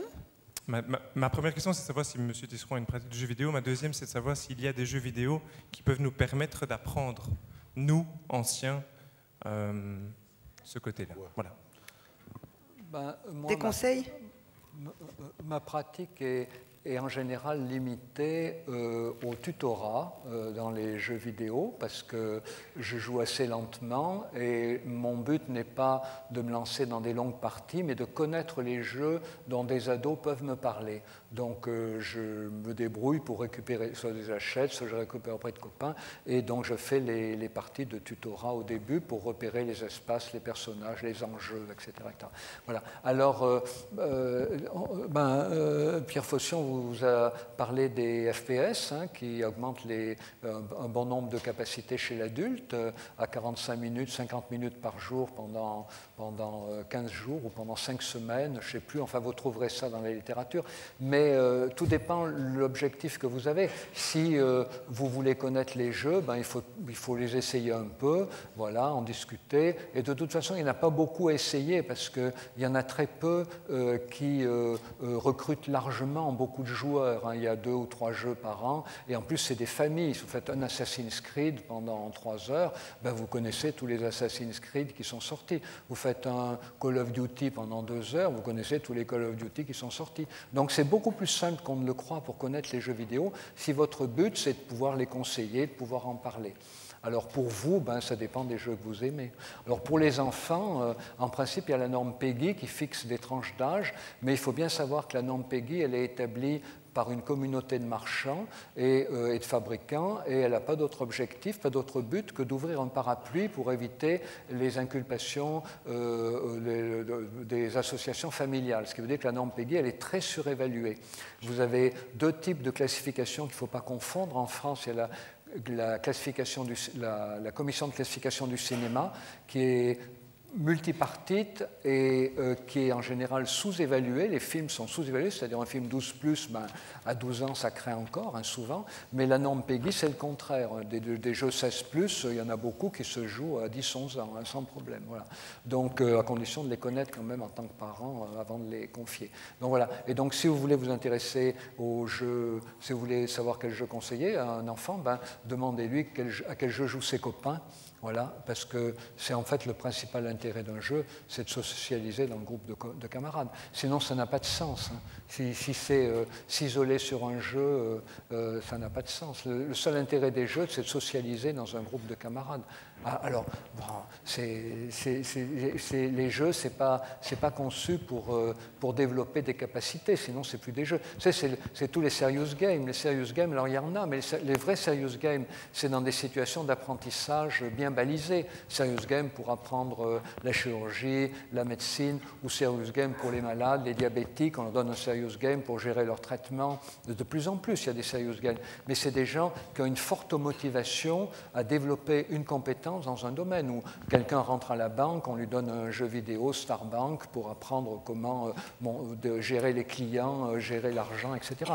Il faut une forte motivation. Mais un enfant qui travaille toute la journée à l'école, il va jamais avoir, et qui fait ses devoirs le soir, il ne va jamais avoir la motivation pour faire un jeu éducatif. L'important, c'est plutôt de lui offrir un jeu qui l'amuse, qui l'intéresse, dont vous discutez avec lui, passage de l'intelligence visuo-spatiale à l'intelligence narrative, et qui lui permette d'échanger avec ses copains et avec vous. C'est le principal intérêt que j'y vois. Et peut-être l'un d'entre vous, celui qui souhaite, veut réagir finalement à la première question sur la nécessité de la dimension pratique réelle dans les apprentissages. L'exemple qui avait été cité était celui de la géométrie en particulier, mais il y en a peut-être d'autres. Alors, il y a une grande étude qui vient d'être lancée en Allemagne, je crois, pour savoir précisément quel genre de compétences pourrait augmenter différents jeux qu'on trouve dans le commerce et qui n'ont pas d'autre objectif que d'être ludiques. Par exemple, sur les FPS, Daphné Bavelier a fait ses travaux, dont les FPS First Person Shooter, hein, voilà, et les Japonais l'ont fait sur un jeu Mario, voilà, ils ont trouvé les mêmes choses hein, que Daphné Bavelier avec les FPS, mais il y a probablement beaucoup de jeux qu'on connaît pas, moi, voilà, qui ne sont pas forcément beaucoup joués, mais qui ont peut-être la possibilité d'augmenter certains types de compétences. Donc actuellement, l'attention des chercheurs se porte sur ces jeux-là. Quels sont les jeux vraiment amusants, intéressants, qu'on joue pour le plaisir, et qui auraient en plus la possibilité d'augmenter certaines capacités. Mais de toute façon, ça ne fonctionnera, c'est que évoquait M. tout à l'heure, ça ne peut fonctionner que sur des périodes courtes, parce que dès que vous dépassez 2 heures de jeu par jour, ben, il y a des tas de choses que vous ne faites pas, et le déséquilibre se creuse. On sait qu'à plus de 3 heures, je vous ai dit, peu social, peu heureux, pas beaucoup heureux, pas peu heureux, pas beaucoup heureux, moins heureux, mais il y a un autre problème. On sait que plus les gens passent du temps sur les jeux vidéo, moins ils ont une bonne socialité et moins ils ont des bons résultats scolaires. Il y a un inversement proportionnel. Plus les gens jouent, et plus malheureusement leur sociabilité et leur performance scolaire et professionnelle sont basses. C'est normal, ça prend beaucoup de temps. Tout le problème est d'arriver à s'auto-prescrire du jeu vidéo à petite dose, et là ça devient intéressant, mais ça suppose d'avoir de solides. Moi je peux le faire parce que, puis vous aussi, parce que vous avez grandi dans une culture du livre, donc dans une culture du recul, dans une culture de la réflexion, dans une culture de la concentration. Mais pour des enfants qui ont grandi dans les écrans, qui ont été immergés avec les tablettes, avec la télé quand ils étaient tout petits, ils ne peuvent pas jouer aux jeux vidéo en prenant du recul. Les essayer, c'est tomber dedans. C'est ça le problème aujourd'hui. Merci beaucoup. Je pense que ce sera le mot de la fin, puisque c'est notre règle d'essayer de terminer à 22h. Merci à tous d'être venus et merci encore à nos 3 invités.